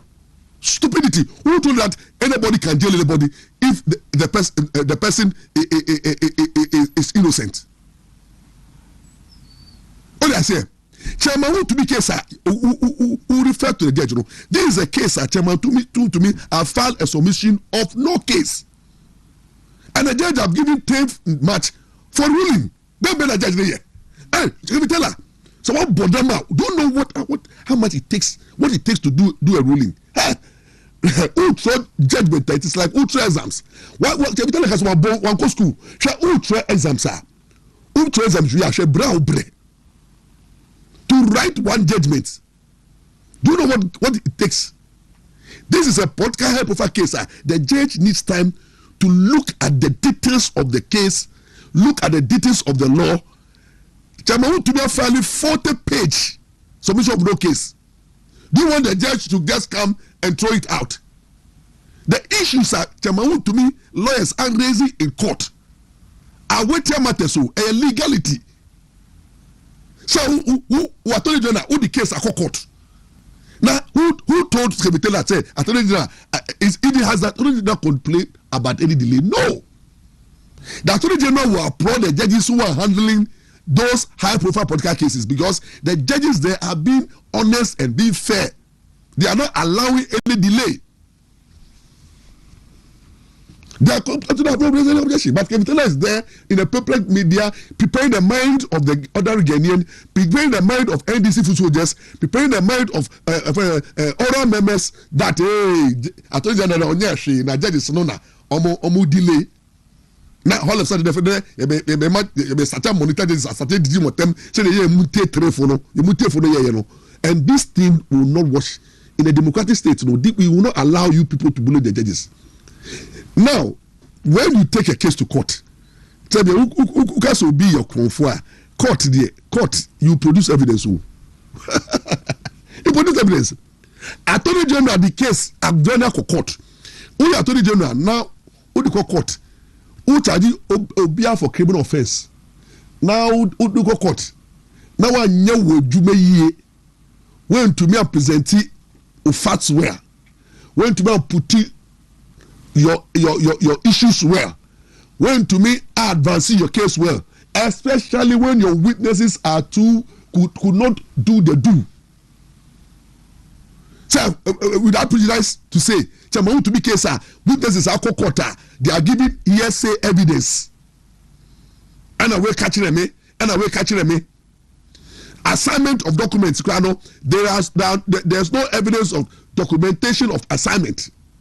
There's no evidence of participation, and the issues as to be lawyers have raised in their submission of criminal case. Our judges this time to go through, so nobody should stampede them. And who the case Boniko Kota, the way this is Bob Bonnie looked at the law and look at proof of a case, the judges will also look at the law and apply the law. Nobody is afraid of anybody. Leave the judiciary for them to work. And then mukramu abemu, muamu abemu krano, judges that time. And MPP mu go for yes say mu a court. They trust the system. They are believing the judges to do what is right and what is fair and what is law. The law is the law. More opposition, more this attempts are opposition, more babemu still. Because I'm setting judiciary. I confirm with Abba. Appointing more than 60 judges. Abba. And judiciary is in your hands and you said it's in your pocket. Mu to dokono yakaya mudi no bae. Judges are appointed nobody will to prevent. So if you have brought your own chief justice, you have filled the court with your judges, and the opposition is quiet, and the judges are doing the work of the Ghana. So I got trust now NDC manifesto on the ruling. No. Can we tell her? Be warned and stop stampeding the judiciary. We will not tolerate this nonsense. I said,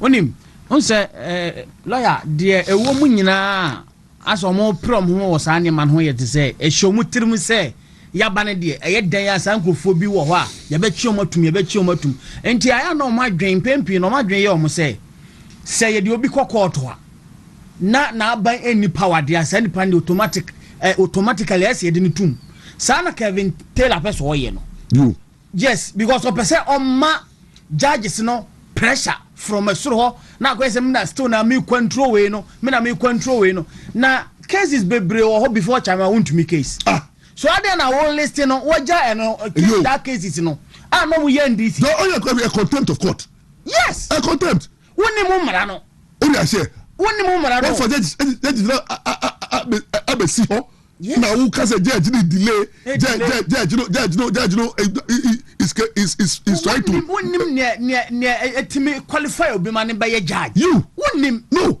omo wakwa mfa so ye omadwuma definitely and this wo ye social media activist ya wadwuma na ja law no man lawyers any charges no munye omadwuma your government is in power because wonnim would the auto wo kan akwa de say ana ma ye adwuma ma ndc ana migusu a make ndc nsem enti nipa bi obeba bia one ndc ma ye be man appointment wa anyene no ho anya adwuma say the year foot soldiers no ye pa ye be man pressure no be na Kevin Taylor you see the I think you see Kevin Taylor and NDC want to reduce our judiciary to NDC branch. I say where they think that all the judges all of a sudden should wear NDC spectacles and NDC party color, yeah. and then apply NDC law. Until once unye NDC no case bapa for 1 day jail, for 2 days jail. Na ye jail anka wu Kevin Taylor jail we. Adwe wo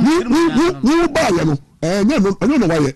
So ofi onim ofi wo fa say ofi aboti bae na di 1 day clear no okay of course we contact clear no for contempt no you see I know there no for yan kan wasam entina adwen na say you say na you arrange man wa utumi bae na do kotena afana say presidential suit bu na you prepare courtroom awo now bae ya zonati wa ukoye no it thinks that you see this is the things at times when you allow people irresponsible people can Taylor to abuse the legal process this is what happens and you never book court no also book this no of say the way I only contempt by 1 day now you just and to me 1 day now you tell go for 1 day and no what I say and lawyer say unim the tell say on say na NDC e war opposition no Kevin Taylor here na adwen so o ye adwuma ama NDC party na o attack MPP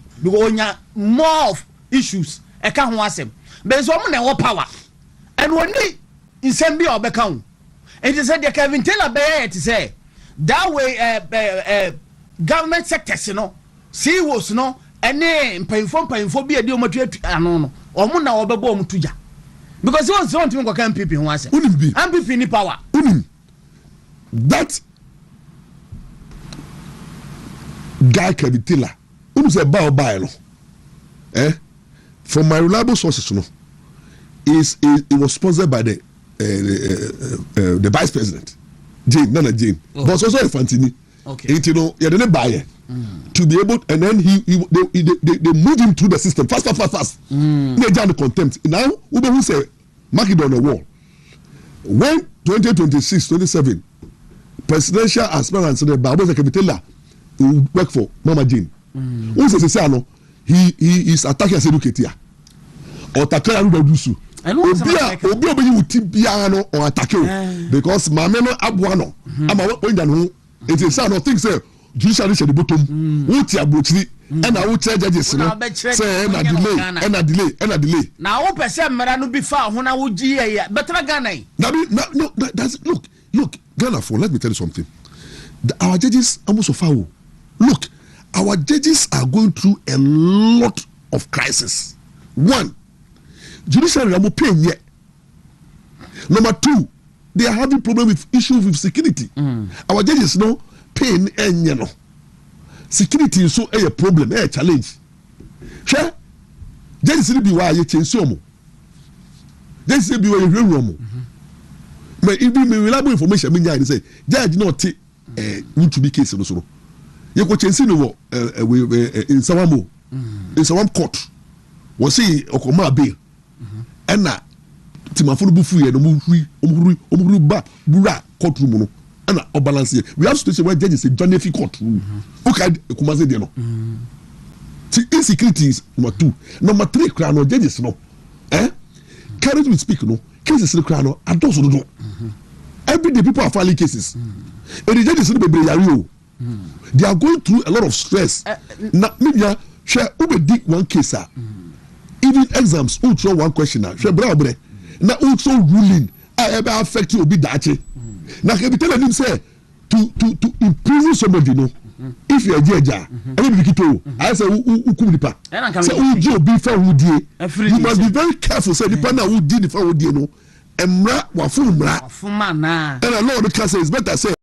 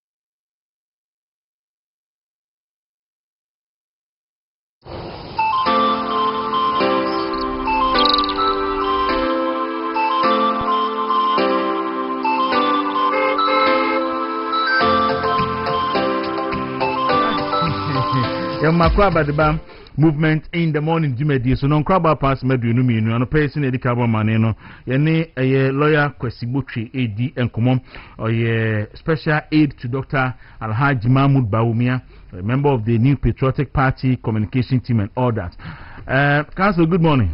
Good morning, good morning. Na bibi aboko de nyamia Dawuro na oswe. Oh nyankopon adom enso ye hu ye papa me gidi se Dr. Bawumia so hu ye nyamia adom ne hu ya no pe de ma me fa akonya so na me tia wankasa ne wapamfo a onye omo ye newspaper godon ne da sebre na me tia ye party penifo fiti national level ekusi polling station level. Dr. Bawumia de ne hu ye pa in fact last week Sunday and I know quite after the 31st January victory. I'm saying in the program near come organizers or more put it program together near Bomba Basso. Dr. Bawumia Ugusu received visitors over here last week, national executives in the various regions. And so Baba Bechiana and will be receiving Eastern region. We will be receiving the constitutional amendment committee so by a flag bearer and I will say committee need me afi be briefing on the various amendments no be in details amane the so na be the reasons behind certain amendments near the idea because you see no na ba be party ne kind differ into no ogusu receive visitors into ne ho ye pa ne ho ye okay the nyankopon asem say no ho na after election so party my din we are hoping say ebeko so see ya because last time they can say nipa bi ho as a party me din o mane nye ho tinamo president be twetwe ho ma bi ba we die ye pa o ma chew say yesro ho ma ni munye din say no movement man say wa party ni mo ye din na won pe no you say ni ye be fa so ye NDC ni o because important a party for ni ade da ye ni so ni say you bet me we need power 2028 nti obi a obey distraction to serve vision na party ni wo ana vision Dr. Mahmoud Bawumia wo what about distraction bia na be hu say be fa so ye NDC so your party ni wo ye Oye regional chairman, oye former regional chairman, oye former executive, oye current executive, oye former presidential aspirant. To say oye then oye former MP, oye MP. Once you who say or conduct, or actions and inactions is a distraction to the party's vision to win election 2028, you'll be construed as an enemy, and you'll be treated as an enemy. In the party, you know. He said, this is the time I was in a Kaya home. Now, in your who say, I buy with Bosha or share Ghana Funia, and I buy need to mean this. Yeah, I buy ya or Moncano crack. I buy ya Kofona or Mua buy Nimuno, or Muni integrity beer, Munia, a bunch of liars or Moncano crack. Into now, say a party in MPP, Yetimi Kaya Hobomna, Yetimi Magana for who say, we are ready to be the alternative government. And I say any alternative government. Emma Ghana force to take it serious. 7 December 2028 or multi-missile to Abama. And at time, ye debe my alternative solutions. You know, say this at time nebe konye ya hunto kwadia. I don't think say a beboy in any way. Yeah, internet is very important. Say bit makaya huabumna.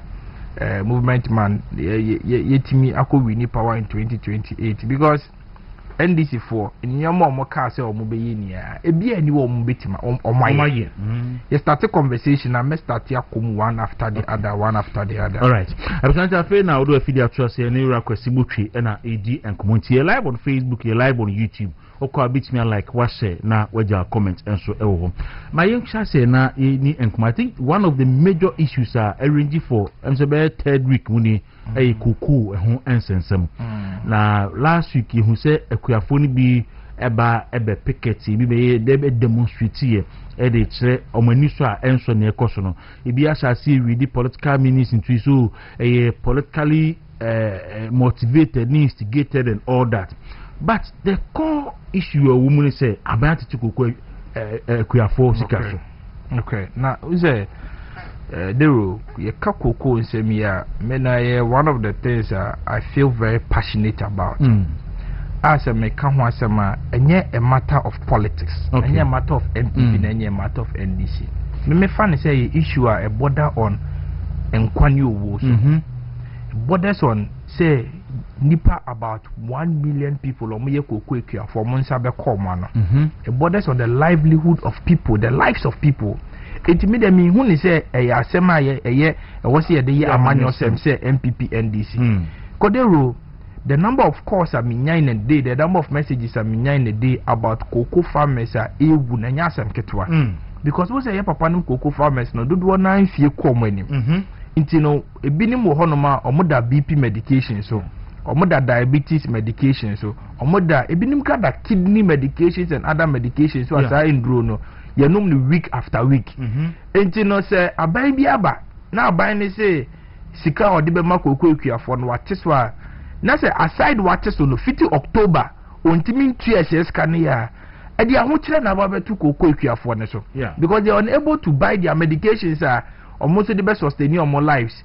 A binimum so a warrior any omunia mania egu go quick for intimate for mumma school because since October I bind you moka bronya ye kodi be cranny new year niano or mentiment be if you say omudium cocoa comma cocoa cratch a money chit a money receipt 50 October be seen a bind you now the rule Utie in sema abai nekania abai no nkrofo in sema omukania ne se MPP ja omuka enti na koko bo no omateso but just an omuka yes but you see the record shows that in 2017 na MPP ba abai mo na NDC foja MPP abai in 2017 eka $4.75 billion out the bagana sika nima about 19 billion Ghana cedis and then a car cocoa board dija MPP in 2017, President Mahama Efi Abemuko in 2016, a cow dija MPP for no dija MPP. Okay.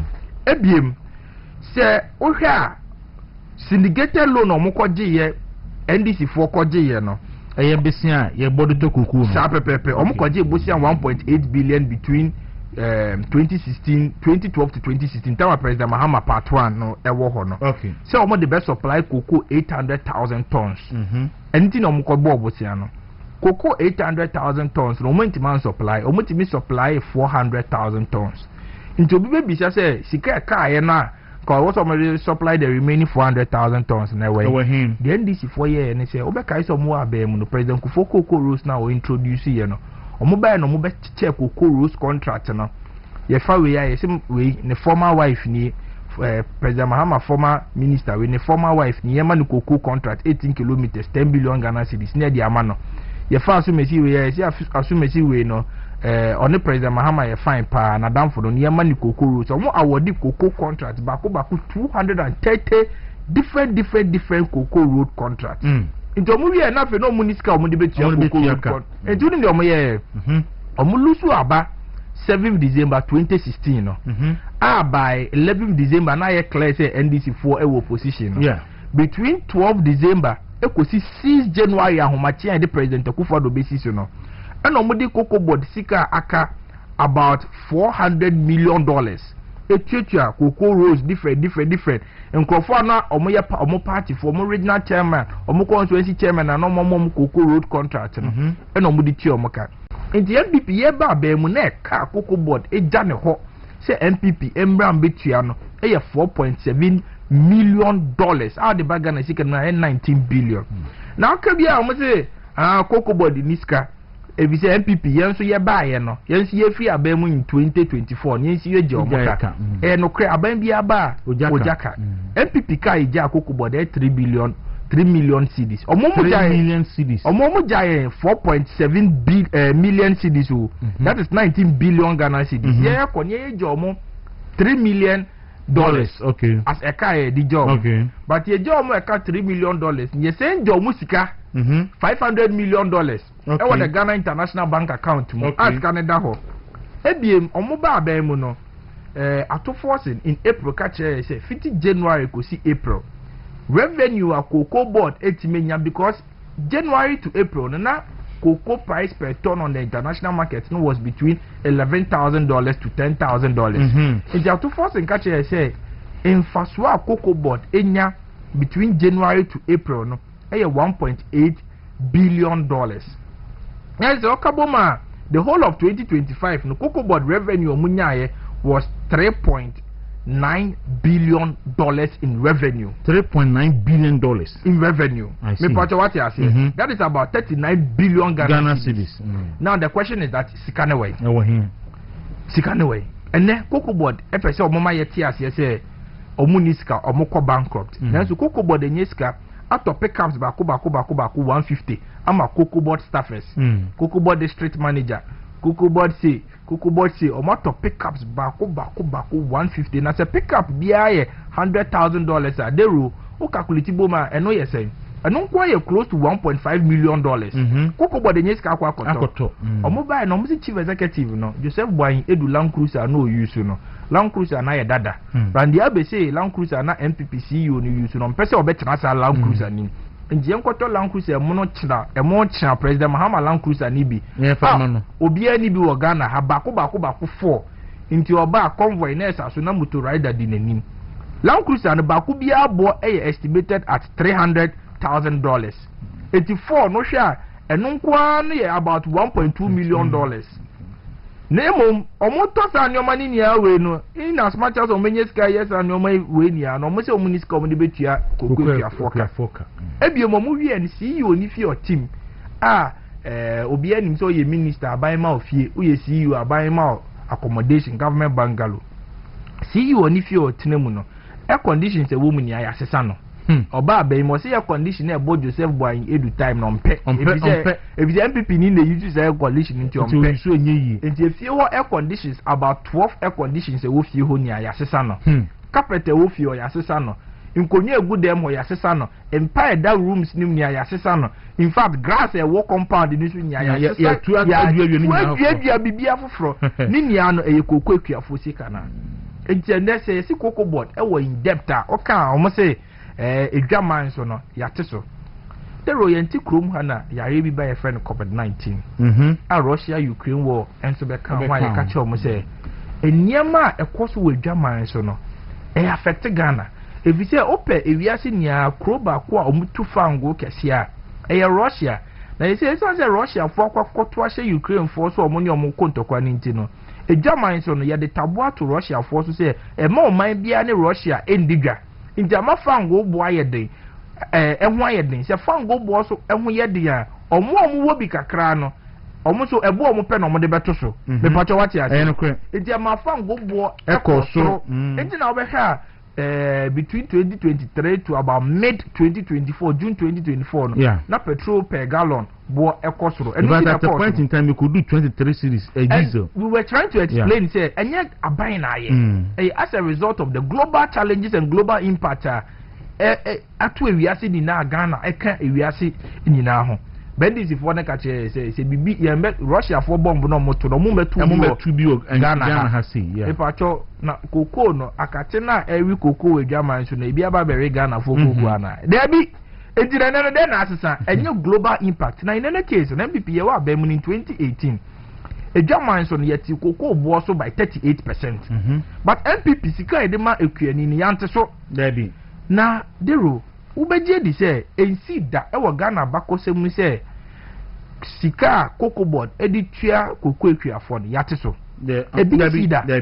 ebi sida na nsema ye kania no obi bebisa say identikura ni yedi sa nkomo we denje yedi sa nkomo we ni say abai we tama no wo position o di cocoa ya politics omo kan CMP fa cocoa ho say MPP for ye wia cocoa ekuafo ye bu cocoa ekuafo kalabule ye di ensa hye cocoa ekuafo botom ni ye wi omusika if you say that time ni German so no na cocoa price per ton no about $7,000 to $8,000 and na ye tia cocoa ekuafo na 3,100 Ghana cedis next when no buy then no mo ye na the ro ohwe cocoa data na September 2020 na 515 Ghana cedis per bag and ye free ho e cost 660 Ghana cedis per bag. That was a percentage increment of 28%.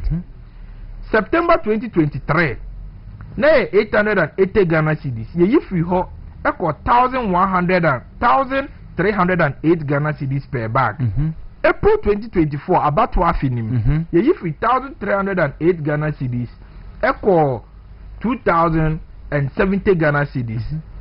October 2024 aka 3 months ama ya to abalo eni e tu mu ko 3,100 Ghana cedis in the MPP ye free abemu no koko bo per bag e di free abemu no e 3,100 Ghana cedis. That is 31 million old cedis. 31 million old cedis. Na sa 31 million old cedis na ato forcing that time no a minority leader e ka say sa 31 million ye de makoko ekuafo no President Akufo-Addo de Dr. Mahmoud Bawumia wia kokofo ni sika na omo ba abemu a omo betua omo 7,000 to 6,000 na kokoko kuani no onya anything below 6,000 Ghana cedis maybe me the publication ba we a Ghana web publication ye fa to force in finance minister that time no ye minister designate for finance on 10th January 2025 okoshia kokoko ekuafo da no onyo mudi nkomo no ka kire omo say omo ba abemu no hwe o say I will raise the price of cocoa from 3,100 Ghana cedis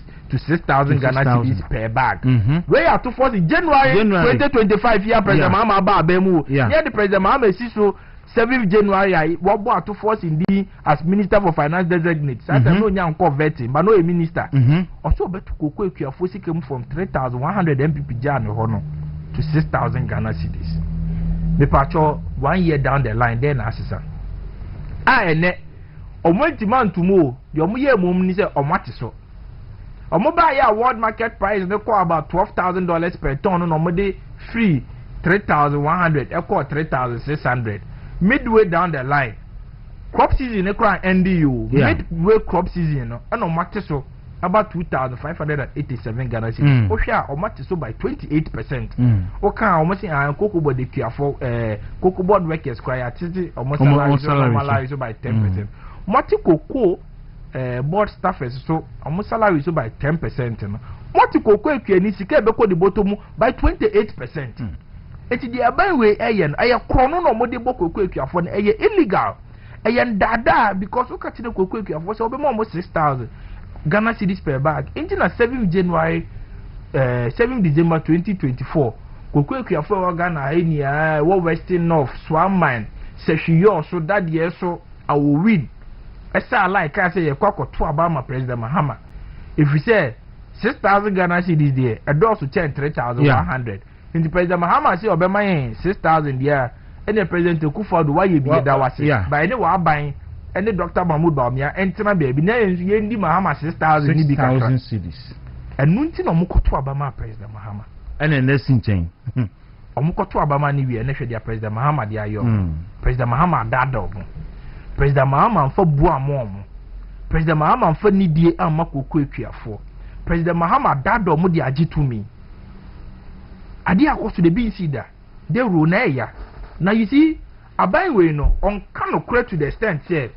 enye koko ni nko abo no mati so maybe me de omo NDC manifesto 2024 manifesto resetting Ghana and aba de ro me bebo we page 41 of the manifesto page 41 enyama omo so mo be ya makoko sector no okay enti koko efiafo over 1 million koko farmers enkoto abamo mo eni ni page 41 of the manifesto the kanya na dia batwi mu ni ebisa so ma ya na omo nye ya se koko efiafo oti so ma yo mo be freze kwetiboti omo ye omo nye ya so mo be fraka ye di kan omo say they are going to prioritize investment in cocoa production over wasteful administrative expenditure to improve the livelihood of cocoa farmers. They will patronize. So, almost almost ba cocoa akuafo cocoa adwuma no ho behia omo.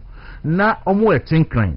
Abobo time na omo na cocoa ne ba omo ye ehu adwuma no. Sika omo to wo sei no eno mbete so. Me patro omo ba ye no mato 150 pickups ama omo etenkran na. Omo to an. Omo but you see you not think crime but I dey be a shoot no oh no only cocoa for Ghana but you matter Land Cruisers 4 $1.2 million amana na no cre enti no manifesto promise no mo ya CC office or call for mu anokura kunwa rubber she ho sa pepepe ni fie o ti mu kro ho efe President Mahama fie I see me patro sa bo she we o mo share bo o mo manifesto no mo di so na mo na number 2 o mo say ensure timely release of funds for the purchase of cocoa beans to prevent smuggling. But omo say ebrene brano omo di be masika me dia to cocoa say be ya yemfa cocoa ni mfa kuntuna senko Ivory Coast memu nkoto me pato 50 October basis abri omo di say scanner omo mfa mai eti pato omo manifesto promise we omo feli anoma pa omo feli papa ebiem omo say improve support to Craig to produce new resilient and high yielding cocoa varieties. Okay. And the Craig near cocoa research center waterfall. And I'm some bombe maum sika. No dia enhwemu. No metime di cocoa foforo aba e betime agina moa ne anonom ne ade ha cocoa de betime agina no. Na cocoa no eton kra ne yentimi ntoi. Craig for kra mu weke skra no matese omo ba be demonstration for be 8 months the enti omo kai it manifesto failed promise. Okay. Number 4 omo say omo ba be initiate a youth in cocoa farming project through a comprehensive support system including facilitating partnerships with cocoa farm owners to revive and optimize abandoned cocoa farms. Okay, so omo say omo ne emebun ebe she cocoa kuayum na omo ne omo cocoa food da no ebe disa wo so na omo emebun na so masen abo omo ma cocoa mu ama cocoa mfuo kura da nyina no omo atinya kokanya ne bium na se jana na so but omo buy what is say ye youth in cocoa farming there be we sa promise we no mo linking to 24-hour economy under cocoa board no ade we be under 24-hour economy okay. But o ma ya no mo bi answer ni ho nti o ma fail ebiem tie we o mo say establish cocoa colleges in cocoa growing regions to train cocoa farmers and extension officers.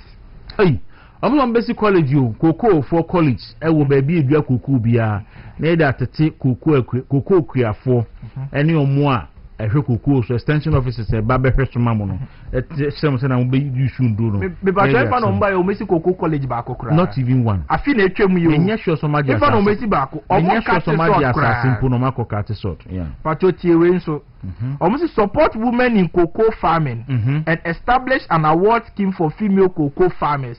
Okay, nti omo se mbema mbeso emase ema ewo cocoa kuamu no mbeso omase mu wi a on be chance share and share for the bomb abaso. But you know, so my no money. And so another field promise. Another field promise. You almost wage a war against the use of cocoa farms for illegal mining and reclaim degraded cocoa lands. And we do more Philippa. Almost almost bar, almost be bon bas yen twa cocoa enu en fancy asene nye galamsi. Then pu baby o matwa cocoa na gudi aye galamsi no. On be sen akwa agya asase no. Ame asan de adua. En so mo ba ye afi etwa mu pa ni afi ne nkrofo atwam cocoa pa de atoma galamsi. Na ade o mu ye nia no mo pese o mo de frustrate cocoa farmers ne se ne be ya omu benya ho kwan edi omu kokofuo no etu galamsi because so behwa baby ayetu baby a gold wo bia no koko wo ho na baby a koko wo bia no so gold wo enti ufa awowi na omu gold pa omu san wo koko ufa so amine that year so enti asankare ne ade nia asanko numeri aho nyina koko wo ho pa na gold so wo ho pa sa na ufa adanse enclave na adanse asokwa efidiase oboase ene ade akrofom nia oho nso gold wo ho pa na koko wo ho pa enti no we no in fact omo manifesto promise we kura de omo ye the opposite version of it me patcho na santie we omo say assigning a portion of cocoa receipts for health insurance for cocoa farmers. Hey, I say cocoa si kombenya no. Ombe yi fa bi ato e de aye health insurance ama cocoa akuafo. So mo ka tire cocoa akuafo ni say 6,000 no mo benya no mo be yi mu 10%. And mo de aye health insurance. Na be ya cocoa ku eni no kwa na o yare a. Oh yes, special person. Therefore, who need health insurance so na akase nkoba. Nene, sa promise we no mo mbu su take you. O ma sa dada cocoa akuafo ni say o ma santi o mo sika so. I see. Pero omo manifesto promise omo make ye eni ni ba kumpo ni ho a not even one.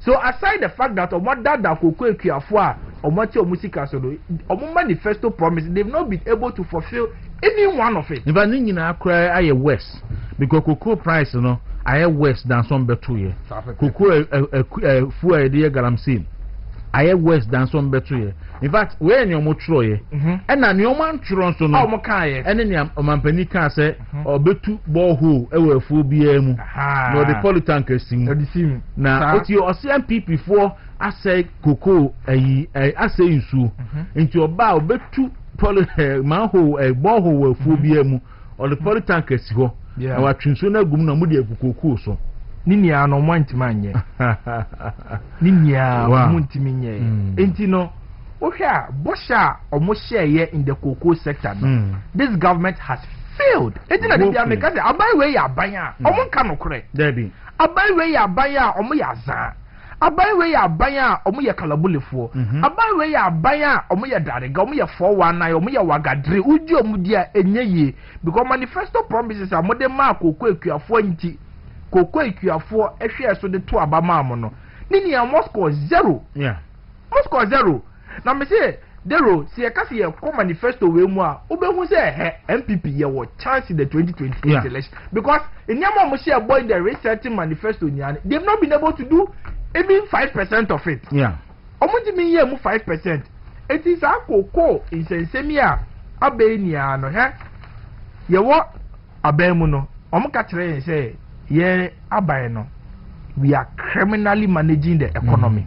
Or say the economy is being criminally managed. No more mobile be yeni. But your economy are criminally managed. No, 8 million ska.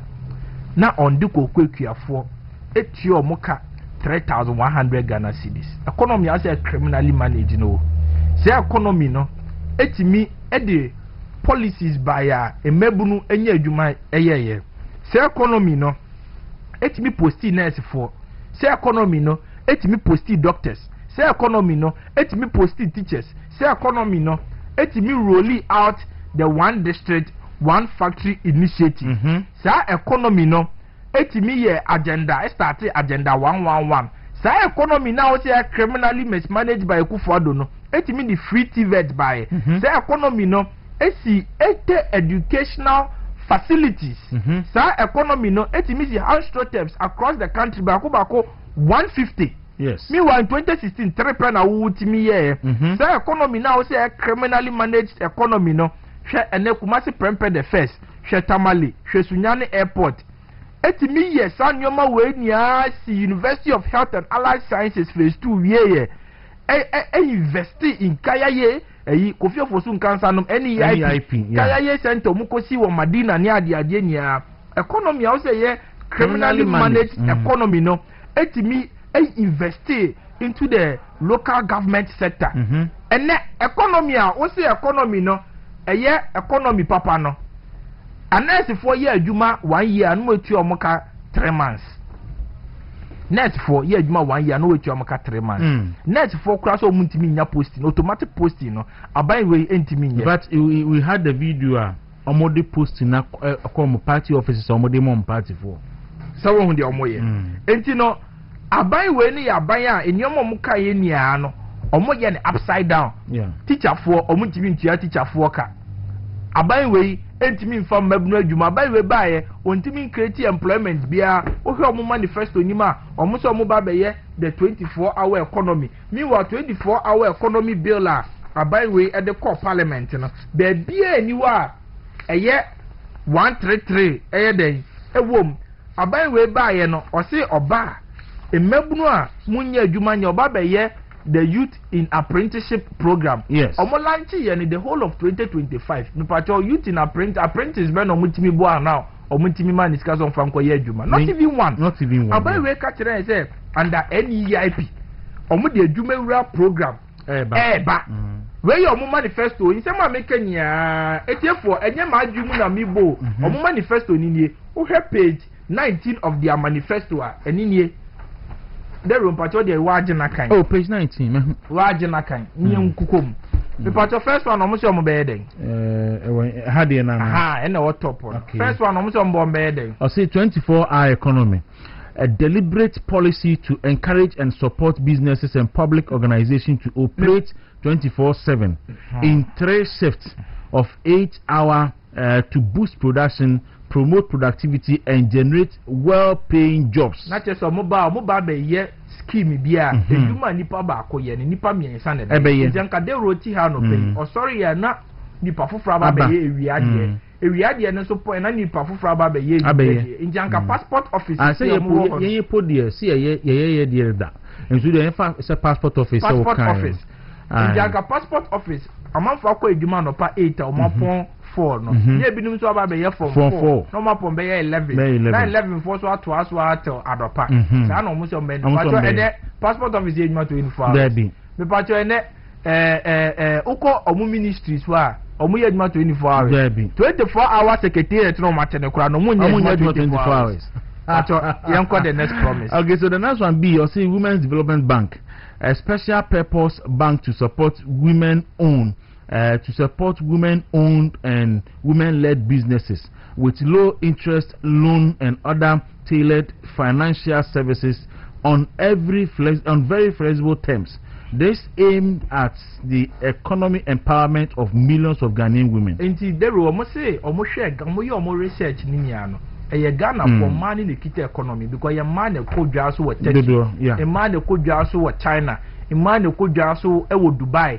Ekofa nyama e mo frozen food into mania de adeba into omuba be mo omuba be ye bank bia sa bank ni de be boa makola forma ye de be boa kejetia forma ye de be boa bubuloshi forma se ne be ye be mo loans a insi hu ne ye nketenkete be pacho omuba ye no bank no mo ya no mo nye omo feli poto enya another failed promise one where your manifesto ni o.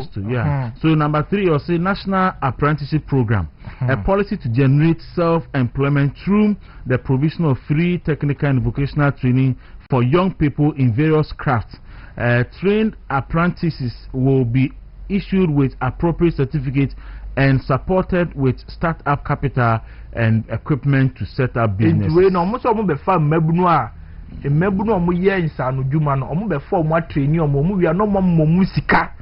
Any jetria omunso no betimi bi akwakọ ye adwuma bo omo ho bra a friend National Apprenticeship Program na sa National Apprenticeship Program every year bia no omo de bebo amabunu omo kwalanche ni Kumasi da bi we omo kwalanche no Tamale we omo lanche ni Kumasi omo lanche ni Tamale wi an apprentice ba kokura ni wa omo ti mamu ano not even one person not even one The fourth one is a Jumera program, a special business startup policy aimed at facilitating the creation, tracking, and monitoring of a minimum of 10,000 businesses annually, with a special focus on young people. It's almost young people. Maybe to say, many Kwaku Dawuro.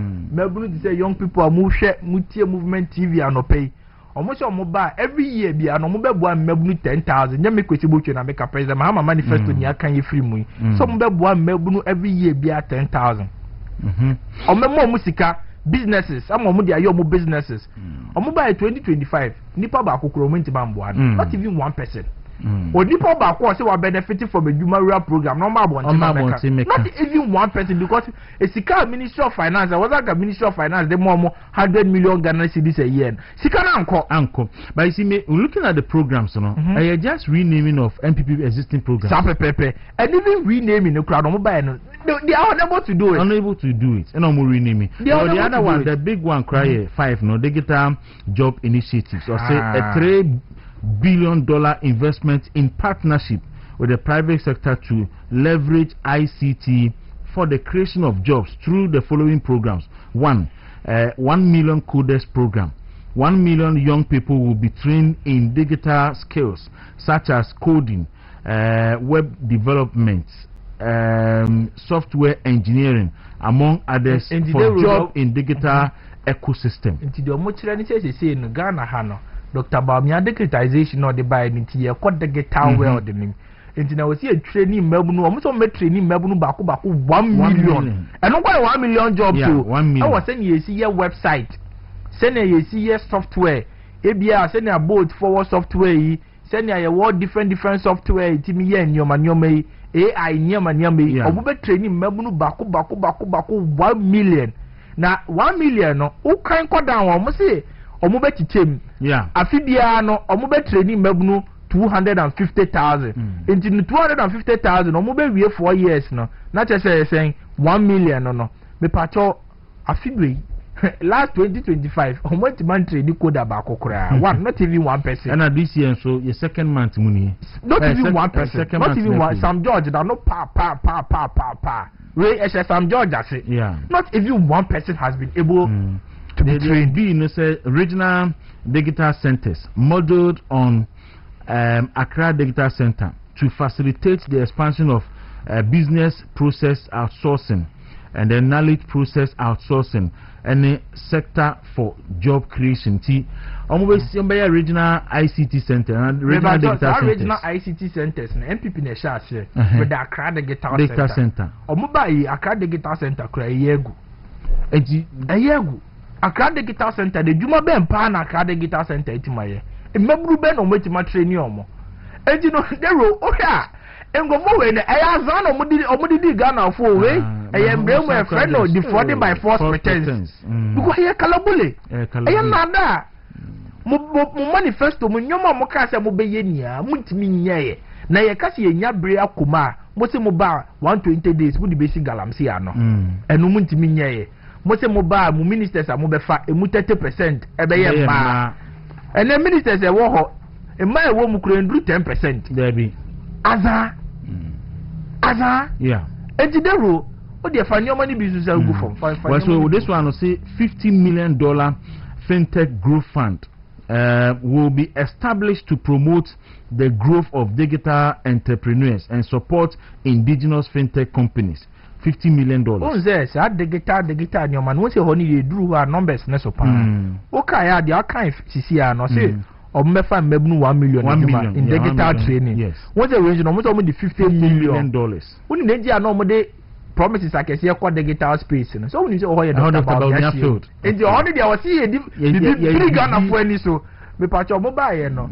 One CD fintech, you crown on Muntiminye, fintech fund, and the Cromuntiminye. Omuntiminye. I asked Zan Uncle for the budget to me free Ghana for once. And say regional ICT parks will be established across the country to make Ghana a hub for innovation, artificial intelligence, cyber security in Africa. Existing ICT parks such as Dawuro ICT Park will be redeveloped into a world-class Center of Excellence to free jobs. Ndi gwagudero ensem ne de e dose wan ye ka se ye koma o se ye nyabre na sa manifesto ye komu page 1 page 2 page 3 e 200 pages e nyabre ni ye komu one after the other ni ye komu wi na Ghana fo be hu se ope aban ne fiti suru besi form e ye nkofo mo nka no kre nkofo atro ne azawo mo ni so a e ye aban we they say NPP for ye leader them. Okay. And she said, I walking. Say party needs a 2 year. We'll be able to take it one after the sector other. by sector. Now, if as every week be I address it media no on a sector, because Osheko DI and a Yabubosua and a Yatima established say aside so what dada koko for on the monetary aspects of Matthew Musikasono. Promises of Modema Kukweki for about 13 promises. Baku Kromonye. Baku say Omonye. Now by way say I abaya Omojin Tetem. Now Tetem no cronizemity or Monkache power proponent of Tetem. I don't know Mumpushi President Mama Tetem. Imoeding. Aban Trokawi, Epe Tetem. Imoeding. Aban Tantan Basabasawi. Aban way ya Edmintian and Crawford. Aban way or mobile no. MPP for ewo abaye djuma na nkrofo ewo adwuma mo perceive so mo MPP for no ya pamo mo nya ene de NDC for mom baba be ship sa na ebu abai there sa na ebu abai enti abai we ni ya aban a deru omo ni vision abai we ya aban a ade a omo ni daso nya ne se omo di gold ene eba be yi omo ho yie aba be bo omo ho bra unim se daman gold fields share say what daman say April we no mo be take over. Okay. Now we are monitoring closely. Okay. Information ya nyane say take over no mo pese mo de mama mpani ni hu nipa bi. Okay. But ye hwe senia ebe kono. Injin ye de aboa bi a ye se owo Cape Coast kwan ne so ye se ni su ni say ye hwe. Ye hwe di aban no ebe ye but clearly no media mi wo gidi say aban we no ntimi nye bi. Ye azan kwa no ye azan. LGBT o mo de ye campaign bi we na LGBT na kwa ko si say. This is a LGBT. In fact, and no, me who so be posted. I mean, our debuts are post to video be. They see LGBT they will chromo. Almost display. Now, they say unim. They say I buy we are your cars over ye biano. I know be chemu biano. And now mobile bem na man for ye with impunity. LGBT. You call Jamestown ya dia man for display with impunity. Yeah. Galam say, and now oh kukumasia in name Kwaku. Oh, Kwaku police station eti. Isu kese bi krato ebeti be bubu police station egu kwa amofo tu galam say with impunity nini ya say MCs ni na wa akiri now no Memphis Central constituency chairman no on radio say the MC ni tu galam say yeah Memphis Central then so say MC ni so ogusu ti ho omo ka kire say President Akufo-Addo ne nkrofo di tu galam say na the but 1 year ni President Akufo-Addo na emampani ade attorney general kra trakoma yoku for say National Vice Chairman, National Organizer. Yeah, no. They remind Akoma, RTI, Ekoma, Attorney General, Bisane say, Nasan Muna Kwaku system because I don't know yes, public. Yeah. 7 months, no Timmy. Debbie, Fanny call RTI Commissioner. Me the name call RTI Commissioner, we are the mandem we say call High Court. Then he assess that time na internal election. Then he say Ayenya J, Yababe Yeninia one after the other. Into the rule. Ye kai kosi ni ane say MPP for yenya abotre na ya reorganization na nya ntokwa sisi yenya ya flag bearer you say omo the data ba for polling station constituency regional and national by August ni ye ya regional reorganization na MPP for yenya abotre na power de ye ba 2028 and dada omo de dada Ghana for nti say omo timi fast and dada ne dada Ghana for biem NDC for adi omo year 2024 and say because now ho kire abag ewiase afanye ne bi Ghana no they capitalized on the pain of the Ghanaian people and omo the year campaign e share e bo a eye unrealistic boshe and Ghana for tie ye ekoto abamo omo enne ye di abandwane mo omo no eni omo ye no omo bo aban ne troka aban no omo hu so enne akoko board for ho kire omo beje di so omo ti yi onu watukwan okon oni Ghana Sir. Or Kwaku join ho. Oh. O to quite 19 February. Or the business class ticket in a coy. And no ticket no share round trip in by $30,000 be adi ebeko. Na ni pakro mutia ticket in a car. Kwaku afo na. Oh yeah. Kwaku afo na omokoda Cocoa House weekend no. Tuntum wi omo. I see a rush about 8 of them eko kolebu. Anope kura minim dia Kwaku si se omugusu won kwam a na omafiri mu a. Ba ye bomb price omugusu won kwam. 8 of them. Omusika. And tontom ni adia. Omo be di omusika wo Cocoa board o. And around there be DT Wimshem. Or the TV Wimshem chele business class and not name one amount champagne. Sa champagne no benye bia no ma ji se wa ko kimpiski ansa na benye bia no. When dia be chele business class ticket. You be ma champagne. Baby obekwa kwa dan 5-star hotel wa London. Kwaku afo musika no ne de ma no. Musika no aban se watete no. Omo dia mamu penny no da mo ano no.